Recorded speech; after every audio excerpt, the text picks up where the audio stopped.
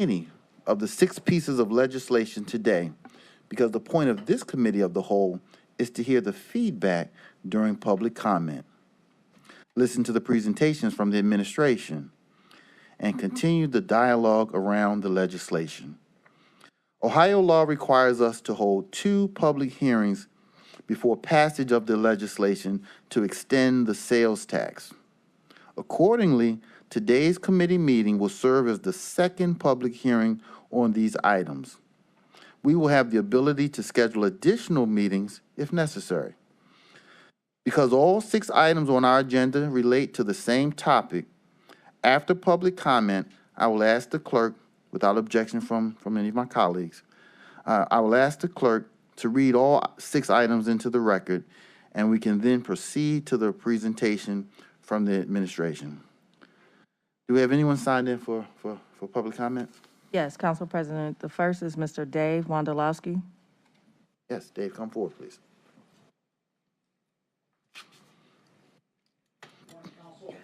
Morning. Council President, just here today in support of this jail project. It's going to take a lot of time to develop even from here, even with all the planning that's already been done. And costs continue to escalate, both for material and for labor. And, you know, it's time. It's time to set the politics aside, and it's time to make sure that when we do have people in the Justice Center, in the jail, that they're safe and that they're in conditions that, you know, are appropriate as opposed to where they're at right now. The jail's not safe. Many people I've come across in my life who have had people suffering from drug and alcohol addiction say sometimes the only time I know my son or my daughter is safe is when they're in the county jail. That's not even the case anymore. They're not safe there. So we need to build a jail up to the appropriate standards by the state, and now's the time to get it done. And I appreciate it. I'm not here, by the way, for construction jobs. As you all know, we have plenty of construction jobs. I'm actually here because we have to do this and we have to do it now.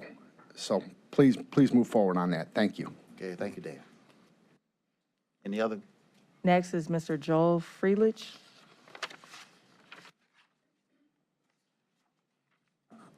Good morning, Mr. Chairman and members of the council. I was asked to be here this morning on behalf of RTA to answer any questions that the council members may have with regard to RTA service at the proposed site.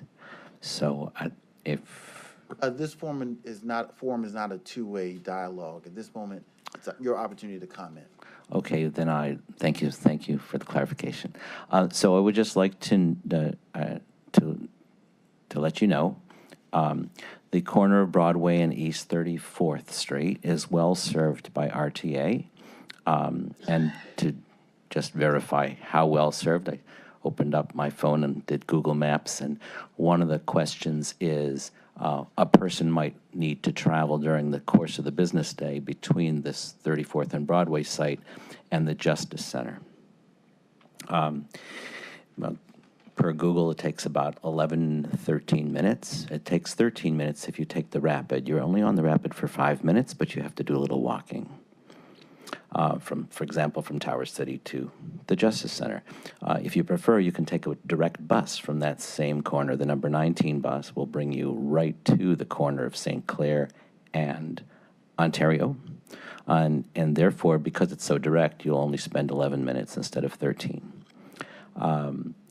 In a more generic way, the corner of 34th and Broadway has 3 rail lines at the station. The red line, the blue line, and the green line all serve the station, which has been renovated and renamed as Campus District Station. It's thoroughly renovated, attractive, increased lighting, ADA accessibility. In addition, that corner is served by 2 very frequent bus lines, the number 15 and the number 19, serving various areas of Cleveland and suburbs. And the 15 runs every 15 minutes all day, not just rush hour. We maintain that rush hour level of service throughout the entire weekday daytime hours. And then we provide additional half-hourly service late into the evening and very early in the morning, as well as weekends. And the 19, in fact, goes by that site 24 hours a day. So both of these are frequent bus lines. You have 2 frequent bus lines and 3 frequent train lines. So I'll pause. Thank you. Thank you. Mr. Joel, if you would like to leave your name and number with our clerk, then we can have that two-way conversation.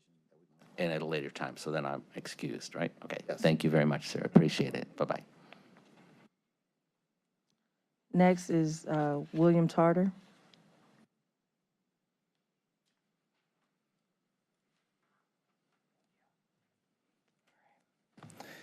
Good morning. Morning, Council President Jones, County Executive Budish, members of County Council. My name is William Tarter from Broadview Heights, Ohio. Speaking as a private citizen and not representative of my employer. I listened intently to the presentation from last week about the total jail cost. I rise this morning to ask a couple of clarifying questions that I hope can be addressed during today's hearing about the timeline and the understanding of the total cost of the jail project.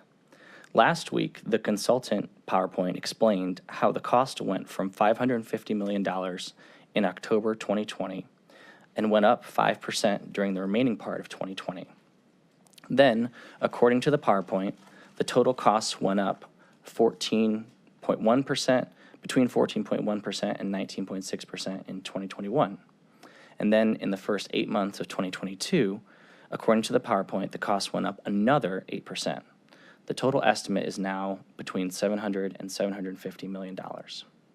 However, in September 2021, there was a press briefing on the cost of the facility, which was stated publicly then it was $550 million. It was here that a breakdown was provided of the financing plans through the sales tax. If the cost had already gone up in 2021, I'm wondering why that updated information wasn't presented back in 2021. Then, in February 2022, at a County Council Finance Committee meeting, the total cost stated publicly again was $550 million. If the cost had already been known to have gone up again in 2022, I'm curious why that updated information was not presented to the Council and the public in 2022. As a member of the public watching this process closely, I would greatly appreciate any clarity on why, how, and when these updated numbers were arrived, especially because it now proposes to consume almost all of the 0.25% sales tax. I appreciated any clarity that can be provided during today's hearing. Thank you very much. Next is Lou Zucker.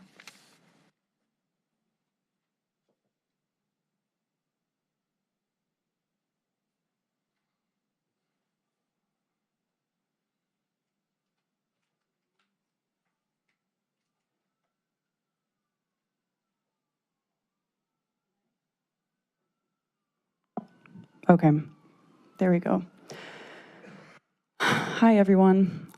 My name is Lou Zucker. I live in Old Brooklyn and am represented by Yvonne M. Conwell, Ward 7 of this county, the same ward as where the jail is supposed to be built.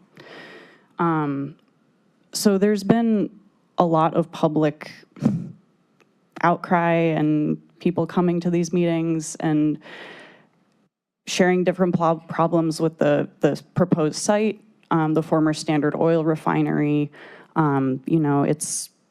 Was last valued at $2.7 million, but the resolution on the books today would allow the county to spend more than $20 million, which is 8 times the price, the value price to purchase the site. And we could, folks have gone into like the specific issues with this project for years. It's been years. And at the end of the day, the core issue here is way deeper than just, a problematic site that's going to give the staff cancer and give the inmates cancer, or, gross misuse of public funds. The core issue is that building another jail and arguing that that will make it a safe and humane place for people is a distraction from the everyday inhumanities, abuse, violence, neglect that people inside there are facing every day that have nothing to do with the physical construction of the jail. The jail can need renovations and need, physical upkeep and changes. And at the same time, that's not going to change the safety of people inside and the humanity of people inside. As many people have said before in public comments, the building is not what's killing people. People are dying in there, and it's not the building. So building a new building is not going to solve these problems. And if the cost is going up and up and up, like almost $1 billion, and it's not going to solve all of the problems of our criminal justice system that keep people in the revolving door, in and out of jail, the courts, prison. Building another jail would cement mass incarceration in our county for another 50 years. Is that the future that we want? Or do we want to take advantage of so many immediate opportunities to improve public safety cost effectively, like expanding the use of the existing diversion center that people have shared many times before, Mayor Bibb supports, instituting care response teams for mental health emergencies, further decreasing the jail population by using alternatives to cash bail so there isn't wealth-based detention, and also releasing people on their approved release dates. Renovating the existing facility after reducing the population of the jail would improve those physical conditions that are important to change, and community oversight over the jail would improve the treatment of everyone inside. Thank you. Next is Reverend Regis Bunch.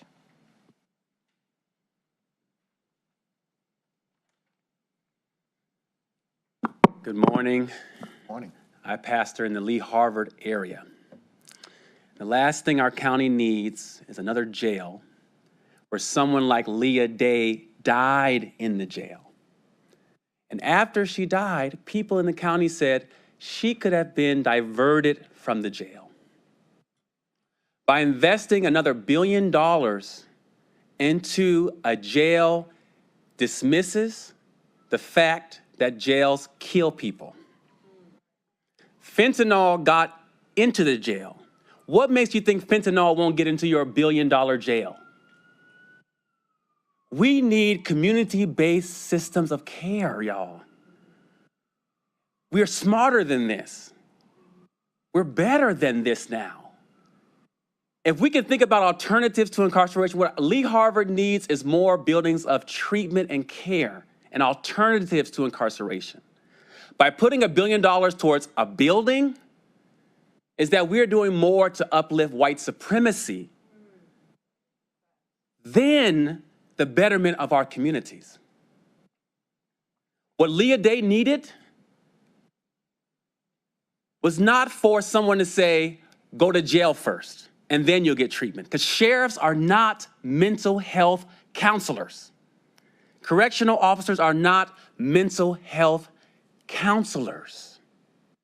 And now we can say we have $1 billion. Oh, let's build something. Let's build something in Lee Harvard. Let's build something in Kinsman Union. Let's build something in all of these areas around us that's not a jail, but is care and treatment. Because we're smarter than this now. They got it wrong a long time ago. Jailing is an experiment. They got it wrong. They thought a jail could do X, Y, and Z. But they didn't realize sheriffs and correctional officers are not care professionals. You need to put that money in care professionals' hands. No longer should we be calling 911, but we should be calling on other numbers for our family members to receive care and not handcuffs. Care and not a cage. Because no one can get well inside of a cell. The Bible teaches me it's not a cell or a cage that gets us to a better place. It's only a place of care and treatment and love and resources. And with $1 billion in our hands now, We're at a crossroads of, oh, a jail or more community-based systems of care. And the convenient and easy way is to say, oh, let's do it like they did it back then. Let's just build another jail and let's just go home. Let's make these consultants rich and we can go home. Or we can make our communities rich with care and treatment. Vote no on all of these. Thank you. Next is Dominique Woods.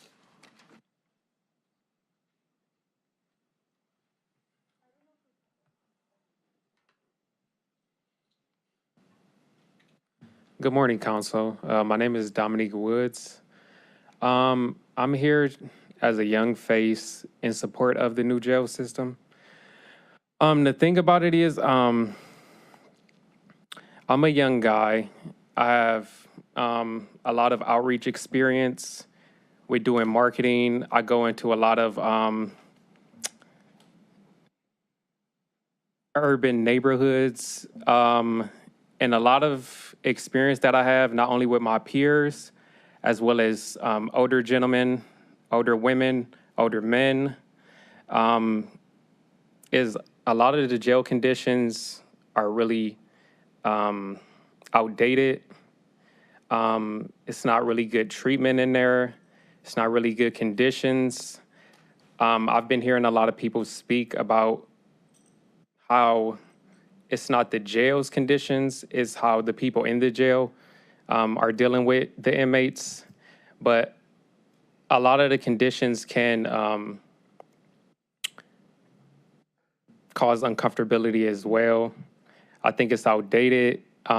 Like the last gentleman spoke, as time goes by, the inflation will continue to increase and it will take more dollars to build this jail. Regardless of the fact, it's going to need some type of updating, some type of renovation, some type of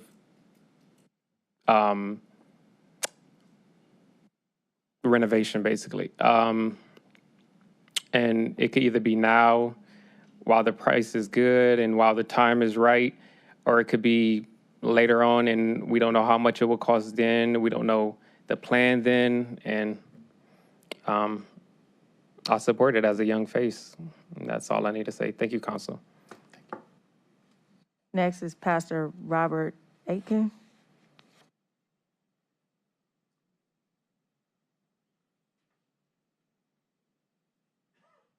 Good morning, Council, and to Executive Budish. My name is Robert Aiken. I serve as pastor in the historic Huff neighborhood at True Light Baptist Church for the last 21 years. Also served as head chaplain for the Sheriff's Department from 2005 to 19, and I support a new jail. We know safety is a big issue. My son is also a correction officer there for the last 16 years. I've got members who are correction officers there, and for the safety of the staff and the inmates. We talk a lot about recidivism and trying to get numbers down, but we know incarceration is real and we need rehabilitation. With that being said, on behalf of the Cleveland Church Coalition, Pastor Aaron Phillips asked me to come down and speak. We definitely support a new jail. Thank you.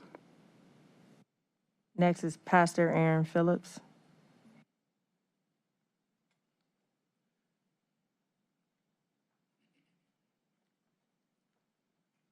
Good morning, everyone. We're here again. Thank you, Pastor Aiken. My name is Pastor Aaron Phillips. I'm the senior pastor, Sure House Baptist Church. Again, that's 11318 Miles Avenue, Councilman Jones. Best place to be on Sunday morning at 9 a.m. To my dear friend, our county executive, Mr. Pudish. This is our third time coming. I've been asking and talking to many of our clergy who we have here today, as I represent not only our church, but the Cleveland Clergy Coalition, which makes up over 100 churches here in our community and includes all of the African-American clergy organizations. One thing I wanted to say, we've been around a long time, and there have been, some people don't know history. So sometimes you got to take a step back so you can know about things and so you can know how to move forward. A few years ago, there was some controversy, and we made sure about building the queue, and we made sure about when we did that we included in that building of the queue that there would be a minimal security facility that would focus and concentrate on taking care of mental health people and people with low level offenses at a diversion center, and that actually has come to pass. I had the privilege to be at, and with many of you all, have we opened that up. There is a diversion center right now. One of the reasons is because the clergy in this community supported that, and the council made sure that happened. So we have diversion right now. We always believe in criminal justice reform. We believe in bail reform. We believe in making sure treatment is taken care of. We believe in having programs, spiritual programs in the jails. Right now, we don't have any programs. Pastor Aiken would tell you there are no clergy programs, no churches, because of the facility is so deplorable. I just learned that there is a minimal standard for jails across the country, and our county jail does not meet that standard. One of those standards is because the jail cells are too small, and you can't renovate a cell. It's either going to be exactly where it is, or you have to tear it down. The cost to renovate far outweighs building a new jail. And so I think some people get things twisted about how this thing is financed. The bank finances buildings where the bonds is. They do not finance programs. So you can't say because we're spending $1 billion or whatever on a jail that we can use that money for a program. That's not factual. So we have to have these facts so people can make intelligent decisions. We can fight for a new jail and fight for criminal justice reform at the same time, and that's what we want to do. Thank you. Next is Pastor R.A. Prince.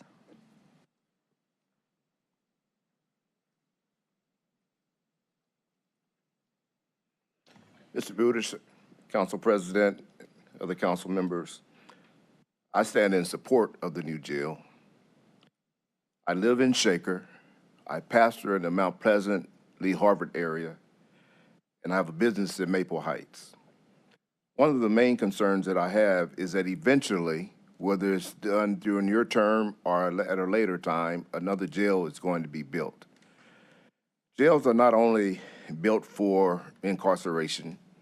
The larger picture to be looked at and be considered is that there should be operating things inside of the jail for those who are incarcerated, but it does bring a number of employment to our community. My main focus of being here today, I've attempted to be at most of the hearings and most of the conversations about the acoustics of the jail. I've tried to be there and just listen. I haven't had any comments at any, except for today, because I thought this thing is going to be winding down. I want to be plain and be sure that there is an urgency for a new jail. I support that urgency, and I hope that you will as well. Next is Evan O'Reilly.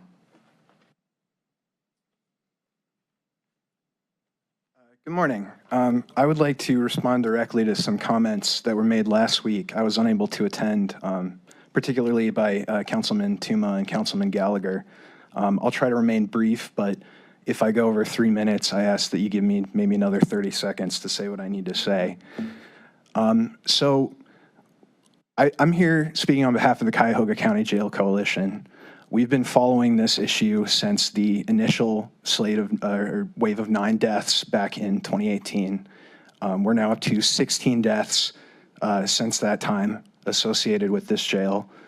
And I promise you, we are not fomenting a conspiracy against county council. We are not talking to the media to try and make you guys look bad. We are a single issue organization. And that is because we represent the people in this community who pick up the pieces after bad decisions are made in this room. We have many people in the clergy. We have many people who work for social services organizations. We have many people who used to do programming in the jail, and what the Reverend just said is incorrect. The reason there's not programming in the jail right now is because of COVID protocols. There used to be programming in this current jail. So that's just factually incorrect what he said in front of you. Now, we are a single issue organization, and we have a 3,000 person email list, and we know that there is massive public support for not building a new jail. That's because a jail is not a place that can offer meaningful care to members of our community. A jail is, first and foremost, a place where you lock people up in order to coerce plea deals. You deprive them of their rights, you put them in conditions that are untenable so that they're put in a situation where they have to strike a deal with the prosecutor's office. That is what a jail is. And anyone who is claiming that this is something that can provide care or a place where people can heal or get treatment for issues with addiction or mental health is being fundamentally dishonest about the nature of what a county jail is. People are not supposed to be in there for extended periods of time. But unfortunately, the way our system works is that if everybody exercised their constitutional right to a trial, the system would collapse under its own weight. There is no capacity whatsoever for everybody to exercise their constitutional rights in our justice system. So when we are advocating against a new jail, it's not because we don't care about inmates. It's not because we are against development. It's because we do not think that $1 billion should be spent on an abattoir for human beings. We think there are other things that we could do. Now, there's one more comment I would like to make specifically to Mr. Gallagher. I was in this room 3 years ago. I'm gonna finish what I have to say. Oh, no, I you will apologize. not Finish what you have to say, because this is not an attack on individuals. Your time is ended. Thank you, sir. Your time I is stood in this room 3 years ago. Sergeant at Arms. All right, then I will go to the media with what I had to say. Thank you. Ended. Be respectful. Thank you. Next is Brian Mallory. And clapping is not permitted.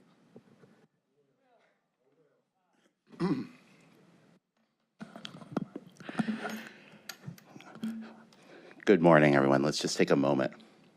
Remember, we're all here for a reason. This is a passion issue. My name is Brian Mallory, County Executive Budish, Council President Jones. I'm stand here, my shirt says it, as a member of the Ohio Poor People's Campaign. And we believe in moral fusion. We are out of the tradition of Dr. Martin Luther King. We postulate that there are 5 injustices that are at play here. I'm not going to talk about false religious nationalism because it doesn't apply in this case, but the other 4 are on full display. Systemic racism, systemic poverty, environmental degradation, and support of the war economy through mass incarceration. The county has said that racism is a public health crisis. That is their stated policy. But yet, here we are advancing the same dead thinking that is advancing the culture of death within our community. And as the previous speaker said, yes, this does support white supremacy. Let's get to systemic poverty. A sales tax, a 1/4% sales tax that is regressive, that hits the poorest communities in this county. So let's just tick that one off. Environmental degradation. Oh my goodness. We're going to place this facility on what might arguably be the most toxic site in our state. And we're going to convince the public in poorer communities that neighbor this site that their health is not at risk, the workers who come there, the families of the people who will have to habitate there, and we're going to try to get that one off to the public. All I can say is that a jail is not an instrument of development, community development. It does not provide an anchor that other institutions that promote communities and the community life are drawn to. As was eloquently stated, this building does not address the systemic issues that we have had in our jail system that have been so obviously on display in this current administration's corrupt handling of the jail, that those folks, some of those folks are now behind bars. I just want to say simply that a decision to build this jail with this size of money is morally indefensible. It's economic malpractice and it's political malfeasance. And if we continue along this path, I fear for what the future. Your time has ended. Thank you, sir. Next is Kareem Hinton.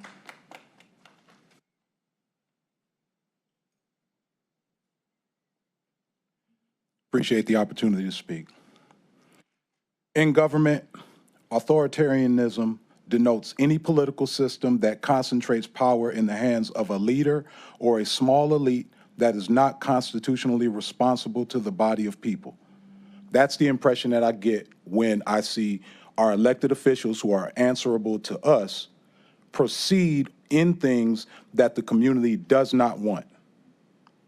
The people are speaking to you, and are you going to listen to them?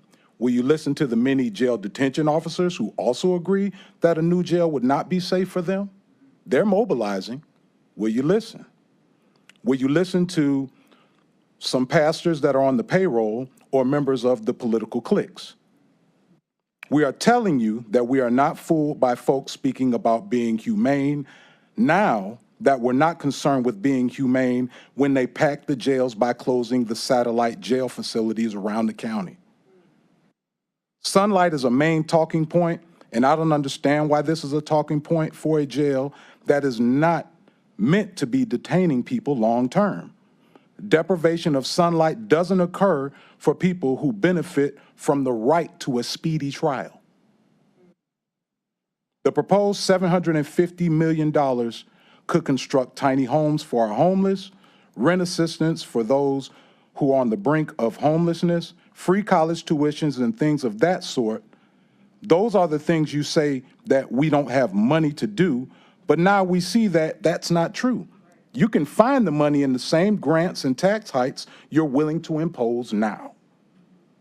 And my last point is that if you wish to achieve steady and more accurate and sustainable accounting of the detainees, then I say one of the things that you can actually do is attempt to get the judges in line so that judges who would rather not have someone who is on personal bond, that they actually, because they give those people a bond because they don't like people in their courts not having personal bonds. They don't like certain types of cases, so therefore they impose bonds that are unreasonable for those detainees or those defendants and their families. So let's get the judges in line. It's not all of them, but it is some of them. And then you'll be able to see some of the more realistic numbers of what we're in there, because I heard the complaints that were being lamented before about, well, we just don't have the good numbers, and so you want to just pack, we need to build a bigger jail. Keep the jail that we have, keep it in an area that is accessible to public transportation. Don't put it out somewhere where it's going to endanger the folks that are leaving, and definitely don't do all that construction that's going to endanger the surrounding community. Thank you. Next is Lou.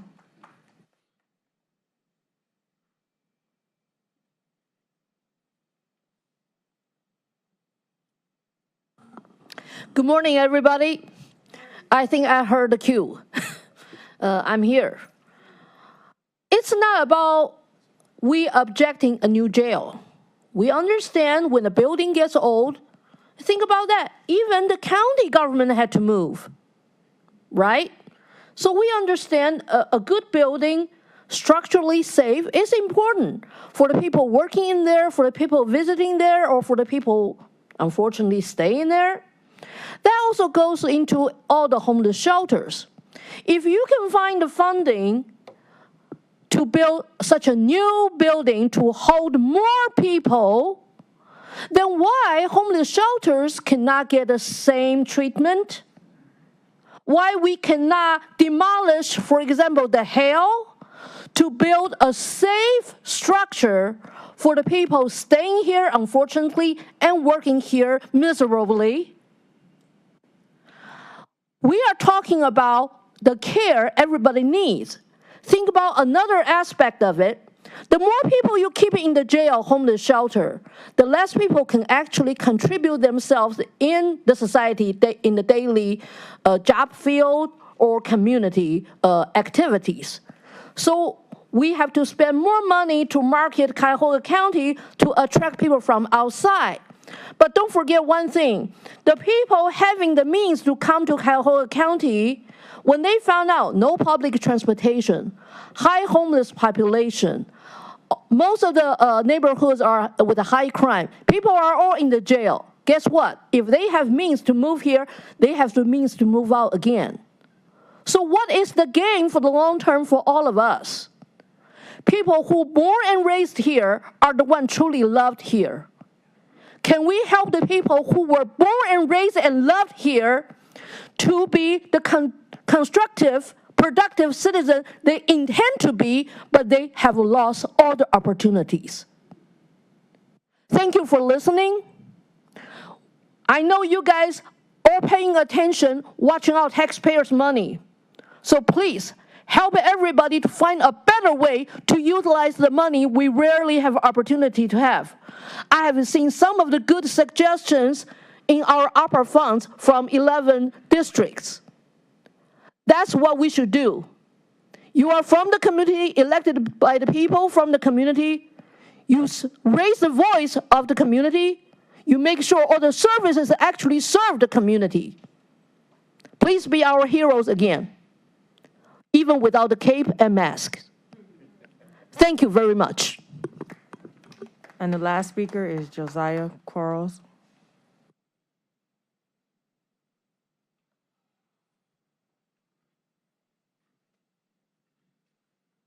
Council, morning everyone else. Good to see familiar faces front and back. I want to address a few things. In thinking about a new jail, I don't think anyone here is opposed to establishing at some point a better, more open facility to house folks temporarily who may need to be removed from their immediate community for a variety of reasons, okay? That we're still there in this world that we live in. No one is denying that reality, right? But the other reality is that we have this current jail packed full of individuals, and many of them are dying. All of them are separated from whatever family they have. All of them are separated from whatever resources they could be tapping into to help them with their situations. All of them are eating dog food every day. All of them are without programming. All of them are without books that, you know, if you open up, they don't spew spores into your nostrils and have you coughing for 2 days. When we look at a price tag that's been put forward, over $70 million and climbing, there are just so many needs that could be addressed with that sum. And meanwhile, it was misspoken. The cost of renovation was never more expensive than building a new jail. That's ridiculous. It was less than half. I think the estimate was around $300 million. This is now $700 million, and probably more than that. So we would be able to address some of the current situations in the jail for those individuals, right, while we fully engage a new central booking, while we fully engage a diversion center that was brought up that is just totally and utterly unutilized. What we could be doing is establishing systems that could dump into that diversion center and actually have it utilized. Because right now, I mean, we haven't even come close to half capacity at all since its opening. There is a need for reentry services to be bolstered, and reentry housing to be bolstered, housing across the board, on the affordable end of the sector. There's a need for pretrial services, right? And all of these things can link together, and then we can have an actual understanding of what we need to do going forward while we address the conditions of our community members currently residing in the jail. Thank you. That concludes the speakers. All right, thank you, Janine. All right, in fact, clerk, please read all 6 items into the record, and then we can proceed with the presentations from the administration. Ordinance number 2022-0005, amending and codifying Board of County Commissioners Resolution number 2007-073101, dated July 26, 2007, and enacting Chapter 727, Section 727.01 of the County Code to change the period of time during which the county sales tax shall be levied at the aggregate rate of 1 1/4%. Ordinance number 2022-0006, amending and codifying Board of County Commissioners Resolution number 2007-073102, dated July 26, 2007, and enacting Chapter 727, Section 727.02 of the County Code to change the period of time during which the county use tax shall be levied at the aggregate rate of 1 1/4%. Ordinance number 2022-0007, enacting Chapter 703 of the County Code, establishing a Justice Center Capital Projects Fund in accordance with Ohio Revised Code, Section 5705.13. Resolution number 2022-0008, declaring official intent under U.S. Treasury regulations with respect to reimbursements from bond proceeds of temporary advances made for payments in connection with the development of a new county jail prior to issuance of bonds and related matters. Resolution number 2022-0296, authorizing the county executive to accept assignment of a real estate purchase agreement as amended between the Greater Cleveland Community Improvement Corporation and Ohio Properties 2021 in the amount not to exceed $6,407,000 for the purchase of certain parcels of land containing approximately 40.67 acres bounded by Interstate 77 to the east and Hyman Road to the south and west, permanent parcel numbers 131-14013, 131-14014, 131-14015, 131-14016, and 131-14021.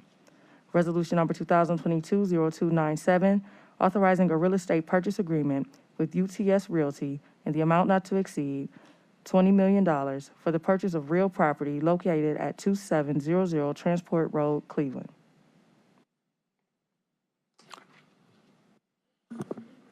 Good morning, Mr. President. Michael Dever with County Public Works. So today we have 4 separate presentations to really follow up from our initial presentation. The first will be from Bob France and Mike Chambers, Walter Parkview. It's in regards to the 1/4% sales tax. Then it'll be followed by Jeff Applebaum giving an update in regards to price escalation.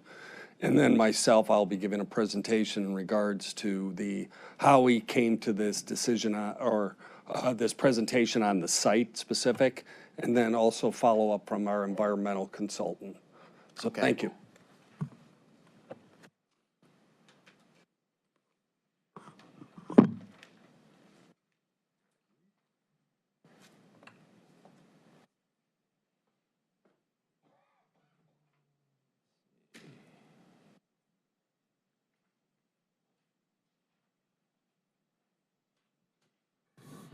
Okay, let's do this. For the record, Bob Franz, Stiefel Nicholas, the county's financial advisor, so handle a lot of issues and questions regarding debt and capital financing activities. This presentation will look very similar to last week's. I went through it really fast, so I want to make sure we slow down a little bit, have a nice discussion, be able to answer any questions that you have. And in regards to that, won't go through this by point. I think it's been pretty exhausted at this point, what the size is. Still looking to have a 40-year bond term, max 40-year bond term on this as of today, and which kind of course, doesn't kind of, it does, go exactly along with what the maximum maturity of the bonds could be under revised code. So we can go out 40 years. That's why we're suggesting 40 years here. And what we're talking about here is just kind of conceptualizing what the financing looks like in relation to the 0.25%. Now, what I want to say is when we're ready to present our recommendation to council in the next 4 to 6, 8 months, whenever the timing is of what the financing will look like, we'll be back to you. So we're not looking for setting a term or exact recommendations today for financing. The whole point of this discussion is to conceptualize what the financing looks like in relation to the 0.25% sales tax. So Bob, just for clarity, 40 years is the maximum we can bond out, length out. Correct. And that's not on discussion, but as far as not for voting today, that will happen in the coming months when we deal with the bonding itself. Correct. Okay. Correct. Continue. Towards the bottom here, you know, when we're talking about how we got to where we're at today for the financing, there are 3 main overall points that were driving our thought here. One, well, aside from funding the project, but number one, first and foremost, we want to limit the cost as much as we can, whether that's through term, financing vehicles, et cetera. We want to limit the cost. There's no question there. Money going out the door to investors is money we can't use at the county, so we want to limit that. The second is we want to limit the cost to the county before 2028. So we want to limit the impact of whatever we do between now and when the sales tax extension starts to generate funds in 2028, free and clear here. The third is we want to try to limit the annual money going out to bondholders or investors, however it's phrased, after 2028. So it's a balancing act, as I think we've explained a lot over the course of past years and last week. The longer the term, the lower the annual the lower the annual debt service on a bond, but the more interest you pay to bondholders over the life of the term. So it's a balancing act for everything we do. But when we come back to you in a couple of months, hopefully, you know, we'll have a more definitive recommendation for free consideration. So let me, Bob, give that back to you, make sure I'm hearing what you're saying. Because the current sales tax extension goes through 2027, and those monies are committed, then the next available dollars to pay for the jail don't start till 2028. Is that what you're saying in terms of sales tax? Council President, that is correct. So you're trying to limit how much we pay towards the jail now, between now and 2027? That is correct. Okay, all right. And it's not, will there be some growth? Maybe, maybe not, but we're trying to put this in a very conservative viewpoint of what we're looking at. So, you know, what is being portrayed as or what we're projecting in terms of 0.25% sales tax in 28 is about the 5-year average of about $54 million. So no growth on that. So it is it conservative? Yes, I think so. But I think, you know, that will help us in the future if we can adhere to these objectives and balance all these in the right way. That will position the county very well going into the future. So that's kind of our overall thought here.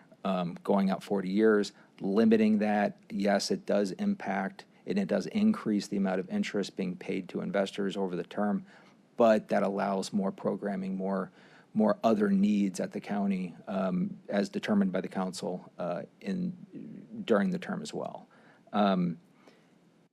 This page here just very simply illustrates what a $700 million number is, what a $750 million number is over 40 years, and separating it between the two time periods, before 2028 and post 2028. Again, trying to balance that off and trying to figure out what that right number is. And for illustration here, we just wanted to show it so you can understand what this means conceptually to the county. And, you know, what in in that bottom section, there's $750 million for 40 years. Total general fund impact during the immediate term of $60 million. Extended sales tax annually, again, that's annually 2028. Thereafter, 2000 through 2062, is about $54 million. Then that's not by design. That's just how the numbers shaked out to where that number would be. So that I don't want you to think I did any kind of financial gymnastics to get to that number. That's just how the numbers kind of shook out at that time.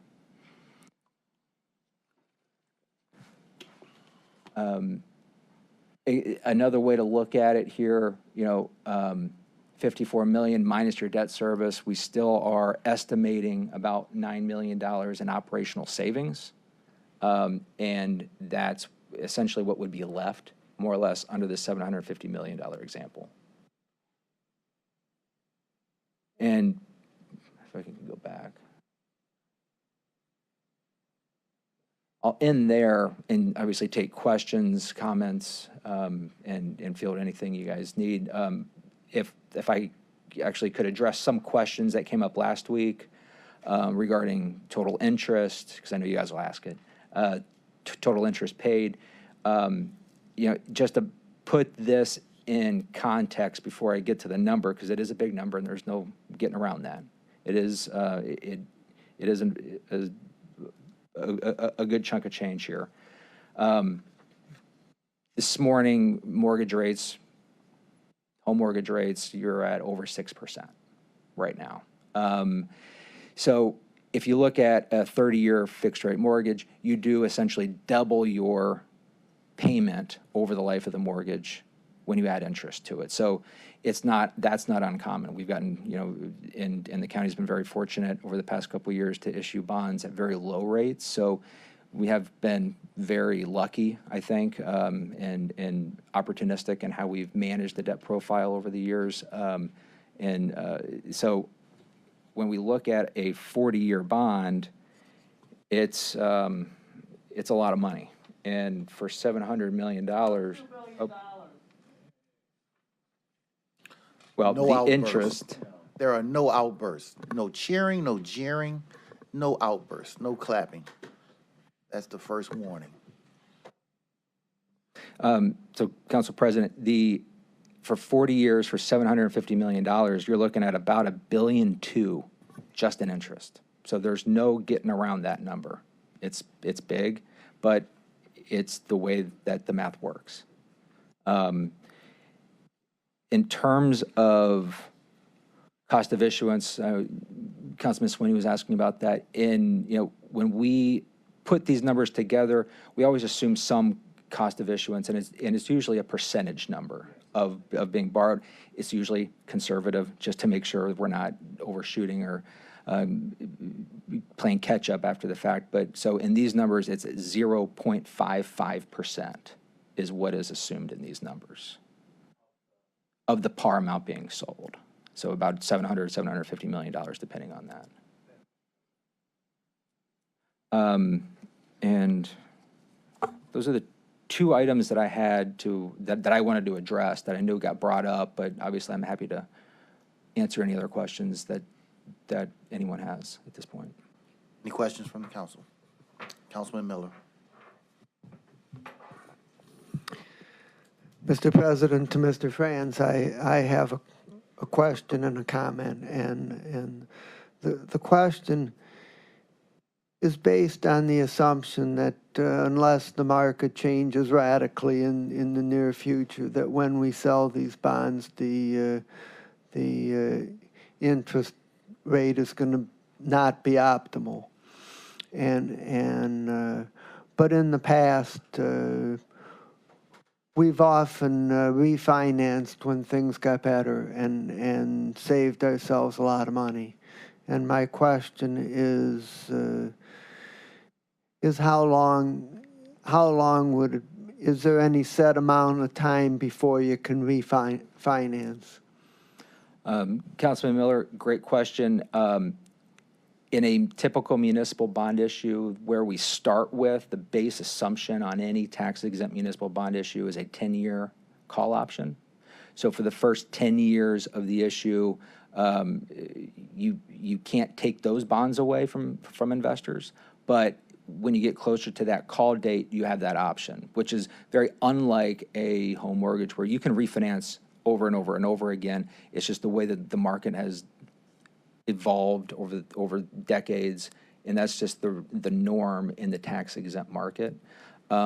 There's options to go a little shorter. There's options to go a little longer, but generally speaking, we always start off at a 10-year par call for all tax-exempt municipal bond issues, which is what I'm assuming in all of this. So I'm presuming somewhere over 40 years that we're going to get a recession and a low interest rate environment and an opportunity to save ourselves some money on at least part of it.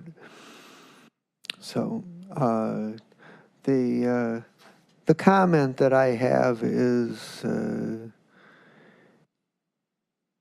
that I'm not in favor of the legislation to create a dedicated fund for the sales tax for justice services.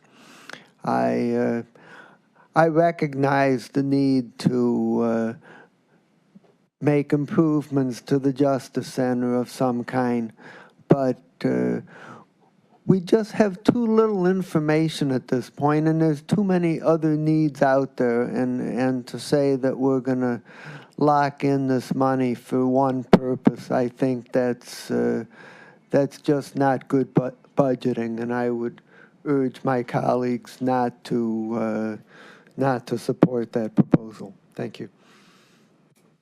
Mr. France, one question.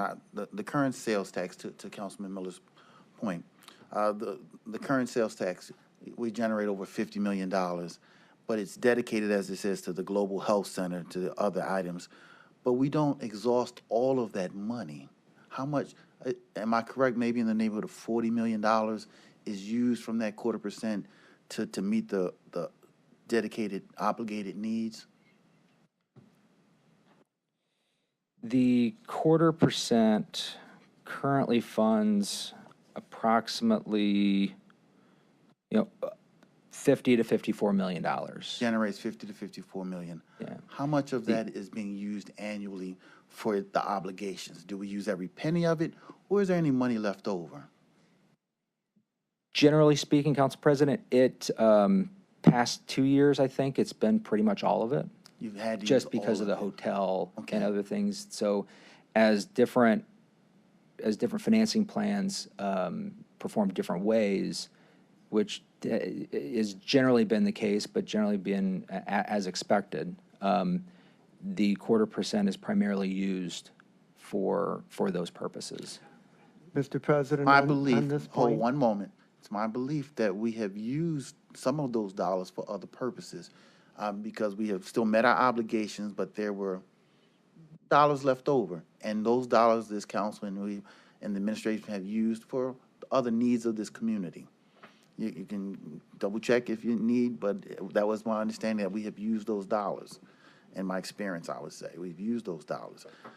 I say that to lay the foundation for this jail of now 700 to 750 million. Will we need every penny for the jail? Or will we have monies left over to do what we've done over these years of using the surplus dollars from that 0.25% for other county needs? Council President, I understand your point, and I think that is true, that over the years, some of that surplus, and now that I understand what you're saying, some of the surplus has been used for other needs.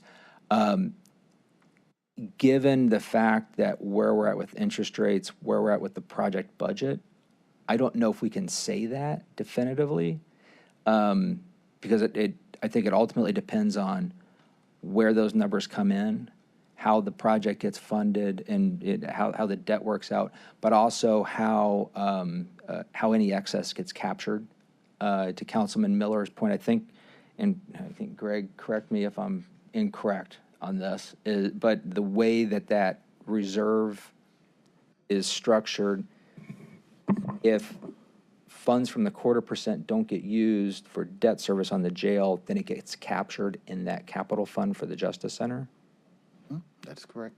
So I think it limits the ability to access those as currently drafted. The way I read it is it currently limits the ability to access that surplus. So I'll just repeat the thrust of my point. The $50+ million that we have captured every year for the 0.25% sales tax, we have not used every penny toward our obligations. And because of that, this council has been able to use those additional dollars for the other needs of this community. My concern now is that we're looking at 700 to 750 million. You go back months and months and months ago, the word was 550 million.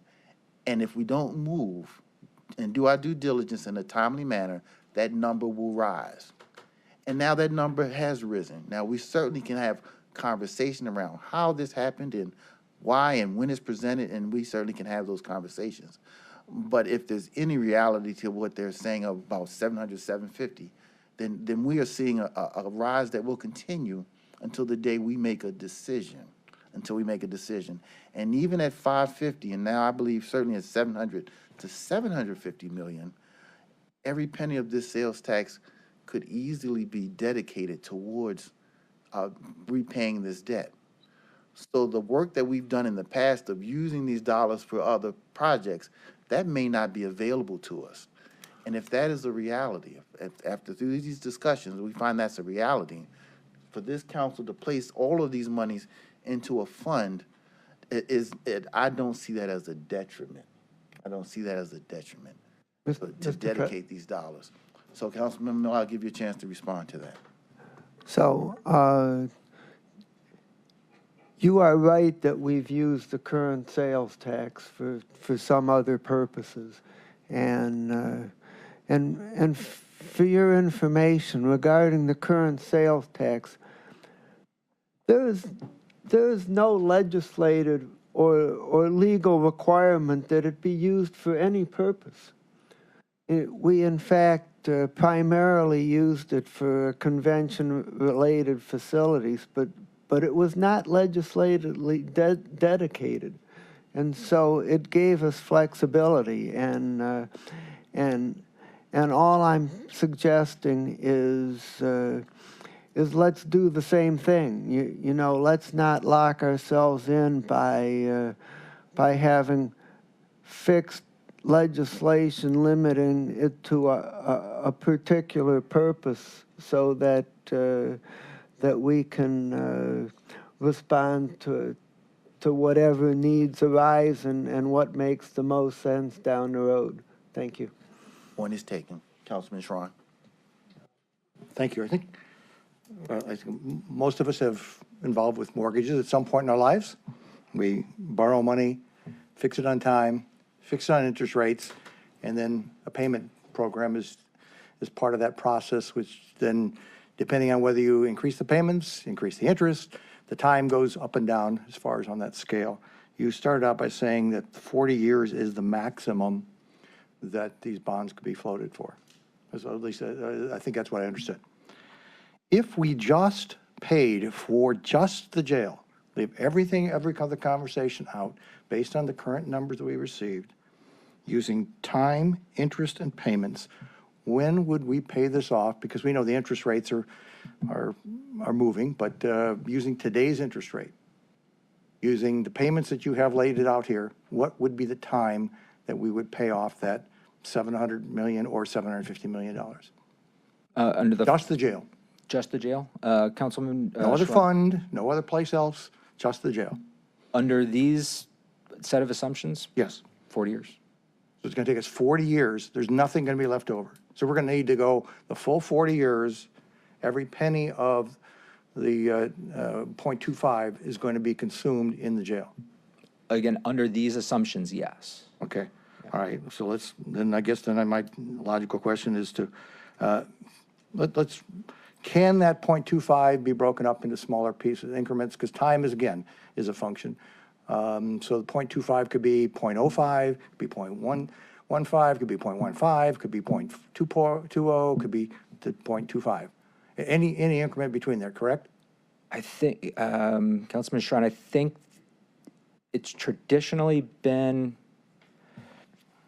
either in increments of eighths or quarter. I can jump in here. The statute actually says in 0.05% increments. So we could do everything in Yeah, between. You could break and it I up think that that way. was recently changed a couple years ago, so that's why I was Okay. hesitant there. Yeah, so we could do multiple variations between there, assuming the principal is one element and the interest rates is another element. We now know that we could be using something other than the full 0.25, if we choose to, if it works out, if the math works out, all the other things. Because I had heard we had no choice other than all 0.25, and the law director just says that the statute does allow variations for that. Whether it works out financially, whether the numbers work out, that's a different question.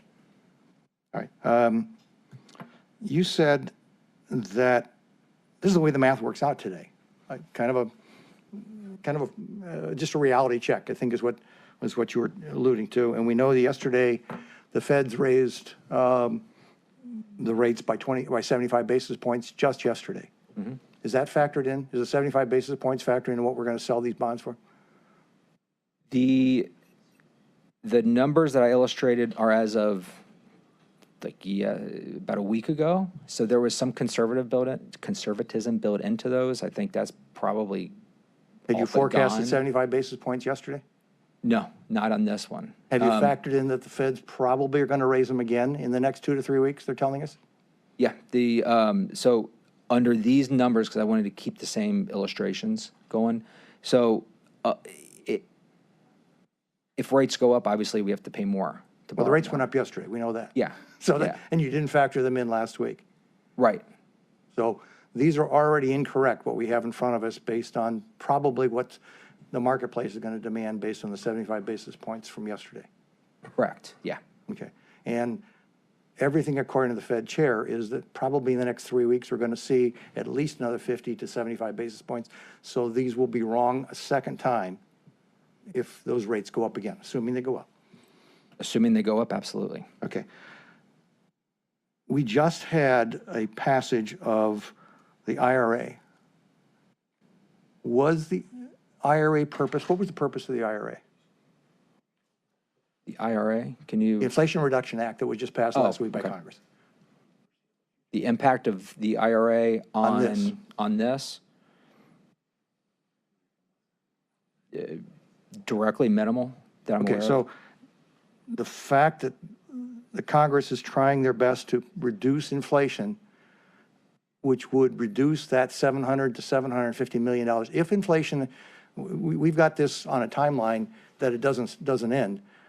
Anybody who's ever been around a recession knows that everything will reverse itself at some point. Materials are going to come down. I know my materials are coming down in my business.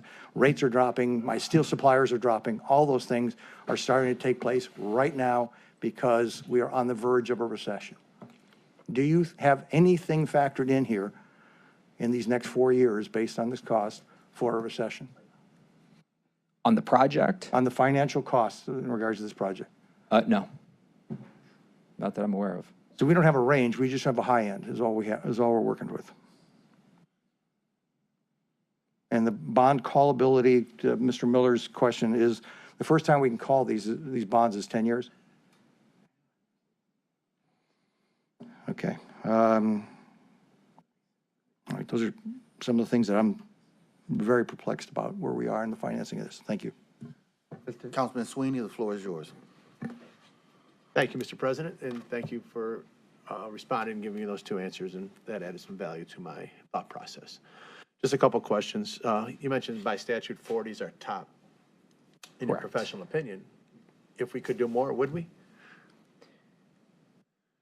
If we could do more in terms 40, because you said we have a rock solid cap of 40. The state of Ohio said you can't. And then my thought process said, since you said that, and said you said it was the state that forced us. In your professional opinion, if you could, what would be the optimal number that you would recommend to us to go out for bonding? Today,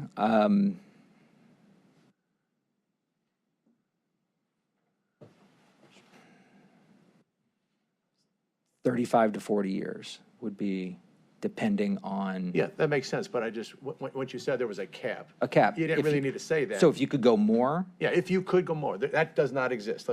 Okay, okay, I understand. Well, subjectively, my response would be, I want to go as few years as possible.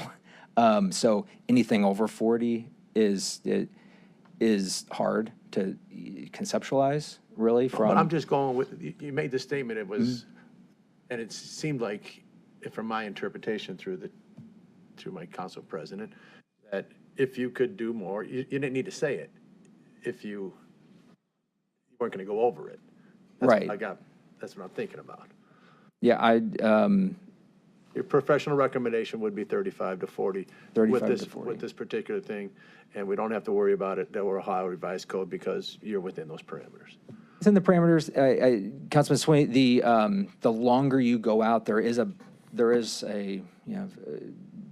a certain diminishing Oh, I know. benefit. Yeah. So you're not going to get the same benefit from going to 20 to 30 years on an annual decline as you would from going, say, 40 to 60. Yeah, no, I was So trying to find that balance, I think 35 to 40 years would be my.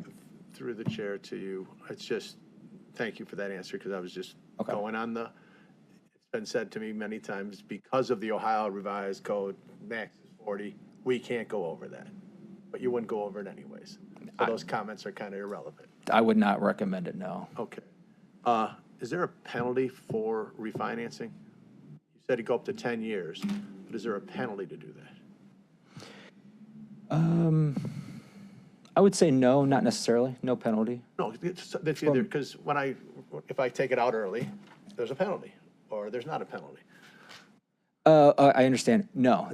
So this would be the standard municipal call provision is a par call. So you call them at par. So maybe there's instances where there's like a 1%, 101 type of penalty, but those are very few and far between these days. Okay, thank you. And then, Bob, is there a penalty for early repayment if we were to repay? Not from that perspective. If you were to refinance earlier than the 10 years, you have to, this gets into a little bit of detail, so I won't go into too much, but not only do you have to fund the principal that you're calling away from investors, you have to fund that interest from when you refinance to the call date. So the closer to the call date you are, the lesser amount of your borrowing target you need to get. So that makes any sense. So the earlier you refinance from the call date, the more expensive it is. When you're at the call date, it's just the par amount. thank you. And just on my council president's comment, is there a penalty for early repayment? If all of a sudden we got $1.2 billion and we just say, we want to pay it off early, is it a penalty for that? Because the people that bought the bonds won't be happy with that, would they? Well, you would have to pay the principal. Yeah. And the interest that they're due to the call date, but nothing beyond that. Nothing beyond that. Okay, Yeah. so there's no penalty. Okay. You're knee deep into this thing, right? In regards to understanding the whole project. Do you believe 750 is a real number? I honestly can't answer that. Yeah. Is through the chair, is this the max bonding that we have in Cuyahoga County right now? 750 million. Can we go out for another 750 maybe? Would that be available to us, or that's my question. Is this the max that we have to go out to bonding, to be fiscally responsible as a county government through the chair? To the councilman, I'll answer the question this way. There's an ability, there's a capacity and the ability to borrow, and then there's the affordability to borrow. I've testified before that the county and most counties in Ohio have tremendous ability and capability to borrow under various ways, various forms. So that necessarily isn't the driving factor. Can we afford it? It's can you afford it? And that's what we're here to discuss. So if in 5 years we don't have the statutory ability to borrow, we can figure out and talk openly about what the best way to borrow is at that point. Got it. And through the chair to our presenter, there's other options to do bonding, not just through the county for projects. So that might give us some more flexibility. But my question very specifically is $750 million bonded with a $1.2 billion interest payment. How does that affect the city of Cleveland's bonding capacity? And does that reduce our bonding AA, AAA, whatever that's called? So to the councilman, does it impact the ability in the future for the county and potentially I'm talking for very other? specifically, what does it, our financial footing, where does that take us? Does it put us at risk? We have plenty more bonding that we can do that keeps us at a very high level of liquidity, which we are now. That's what I'm trying to figure out. Yeah, and it's a balancing act of what the right term is, what the right impact is, how you structure the debt. Does it impact the ability in the future? Absolutely, it does. Does it impact others? Yes, it does. The impact of a bond rating, as you just alluded to, is...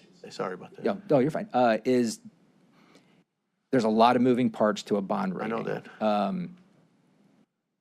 In the two bond rating agencies that rate Cuyahoga County, Moody's Investor Service and Standard & Poor's, in both of their reports for years, they make a statement in every single report of potential downside risks to the rating is a substantial increase in leverage. Where and how they view that, what substantial is their opinion. Now, a bond rating is their opinion of the county, first and foremost. So they have methodologies, they have metrics that they look at, but at the end of the day, they can decide outside of those bounds what their opinion is, and determine what to do with the county's rating at that time. So we can look at all the different metrics, debt to AV, debt to operating revenues, per capita, all those interesting and really comparative metrics that they look at. At the end of the day, if they view our liquidity to be lowered, if they view our debt to be substantially increased, they could very well alter the bond rating of the county. Thank you. Through the chair, is this the single largest bonding we've ever done in Cuyahoga County? Yeah, I believe it is. Yeah. My question, because we have another county facility that's being discussed, that's the Justice Center. Mm-hmm. Would we have another $750 million to bond out again to cover that, if it's that cost? Or let's make it $500,000 or $500 million. Would that get us to the teetering point? If you're not already there, maybe, yeah. If we're not already there. It just depends Thank you on, for it saying depends on a lot of different moving factors there. And I don't want to, I wish I could give you a more concrete you're and perfect. objective answer on that. I like that It's, you said we could be there now. we could be there, we just don't know. And my last I question. think you answered the question. Let's also be conscious of our time. My last We have question, a few more Mr. presenters, President. and a little after 12 is probably our ceiling. So please ask your last question, and then Councilwoman Baker will have I the floor. appreciate giving me the flexibility, Mr. President. The current bonding that we are paying back right now, what is, because I know sometimes we get the bonds and we pay interest only. Sometimes we pay it up. Are we current on our repayment of this particular last bond that went out for the convention center and the hotel? Or are we going to have a large balloon payment at the end? No, the county's debt profile, when it comes to the different repayment streams, there are no balloon payments. We're current on all payments. Am I answering your question? Absolutely. Okay. That just shows our county executives being fiscally responsible and paying back the debt. Other entities that I've been part of have not. So thank you, Mr. President. Councilwoman Baker. Mr. President? Did I skip over you, Councilman Miller? I apologize. The floor is yours, and then Councilwoman Baker. Just quickly, I want to temper the statement that was made earlier that that the projections are already out of whack because of the Federal Reserve's 75 basis point increase. Just to remind you that the federal action only relates to the very shortest end of borrowing, and we're talking about a 40-year bond that's at the very opposite end, and as we know, the yield curve is now getting heavily inverted, where the rates are actually higher at the short end than the long end. And yes, it probably has some increasing impact, but not to the tune of 75 basis points on a 40-year bond. So I just want to put that out there. Thank you. Councilman Baker. Thank you. Just two things. One is to go back to Councilman Schron and even Councilman Sweeney. We were talking at one time that the jail was going to cost us $500 million, and the Justice Center could be a match, which would be about $1 billion for both. Now we're talking perhaps $750 million, and if I understood the answer back to Councilman Schron, that takes up the entire 0.25 tax that's asked to be extended. Am I right on that? Councilwoman, under all of these assumptions that we're working with, yes, that is correct. So then, just to make sure we all understand, there is no room in this assumption for the courthouse. Under these assumptions, no, there's not. That's a different assumption than what we were under when this was projected to be 500 million. I believe that the assumption was together it was $1 billion, and between, and with the extension, it should have covered both. If we went out, I'm not sure we even had a year. The second question I have, and we have Dr. Parfiowicz here, he should know without any question if there's any money from the 0.25 tax that we are now collecting. Does that go, is that currently going to anything else that we have to be concerned about that is not extra money that can be put into a coffer? I can't answer it definitely, but my understanding is that the $50 million or $52 million was dedicated through 2027. Okay, so there's nothing we have to worry, any programs we have to be concerned about that will be now supported by the sales tax that will be lost because we're pushing it all to the jail? All of those obligations, my understanding is they end at the end of 2027. Well, I know the obligations that are the obvious ones. I'm talking about programming or budget, nothing. There aren't any. All right. Walter Parfiowicz, yep. Okay. Thank you, Mr. President. Just a quick question. I mean, so we have a lot of moving parts here, obviously. You know, I think it might be, and maybe you can answer whether this is possible, if you could provide council with maybe a chart or a scale of some sort. You know, Mr. Schron mentioned, you know, the sales tax at 0.25 and the ability to go in 5% increments. Is there any way you could provide us with what certain breakdowns might be if you go at 0.20 or 0.15 over X number of years at a particular rate? I mean, even if we have, you know, 4 or 5 scenarios to look at, maybe that might be helpful to council to see what the long-term projections on some of these might be. Because I know, I mean, the interest rates are changing and such, and we get that, but I mean, at least to get a better understanding here, there's just so many moving parts going on here. I just think it's, you know, Mr. Schron mentioned getting finance from a bank. You go to a bank, you sit down with the individual, and they go over, here's what you got at a 25-year rate, here's what you got at a 30-year, 35, 40-year rate. I think we might need a little bit more of that from you if that's possible, if we could do that. And I know it's not, I'm not trying to attack you. We've never asked you for that. So I just think that would be helpful for council to see. And then maybe we can have a little bit further discussion as to what our options are after seeing some of those rates with some of the percentages and what might the interest be over X number of years. I know we're at 40 years right now, and that's the only thing we're kind of looking at. But if we at least can see this, maybe there's a happy medium we can meet on board here, if I might suggest that. Thank you. County Executive. Mr. President, thank you. I just have one question. I believe that either I'm not understanding something or I believe that Mr. France misunderstood a question. If I'm looking at your financing summary overview page, which is 2 or 3 slides further, right there. So if I'm reading that correctly, at $700 or $750 million, there is money left over after the jail on these projections.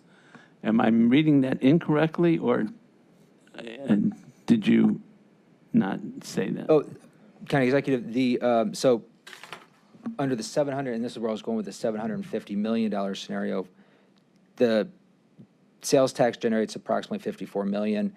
The estimated debt service is approximately $54 million.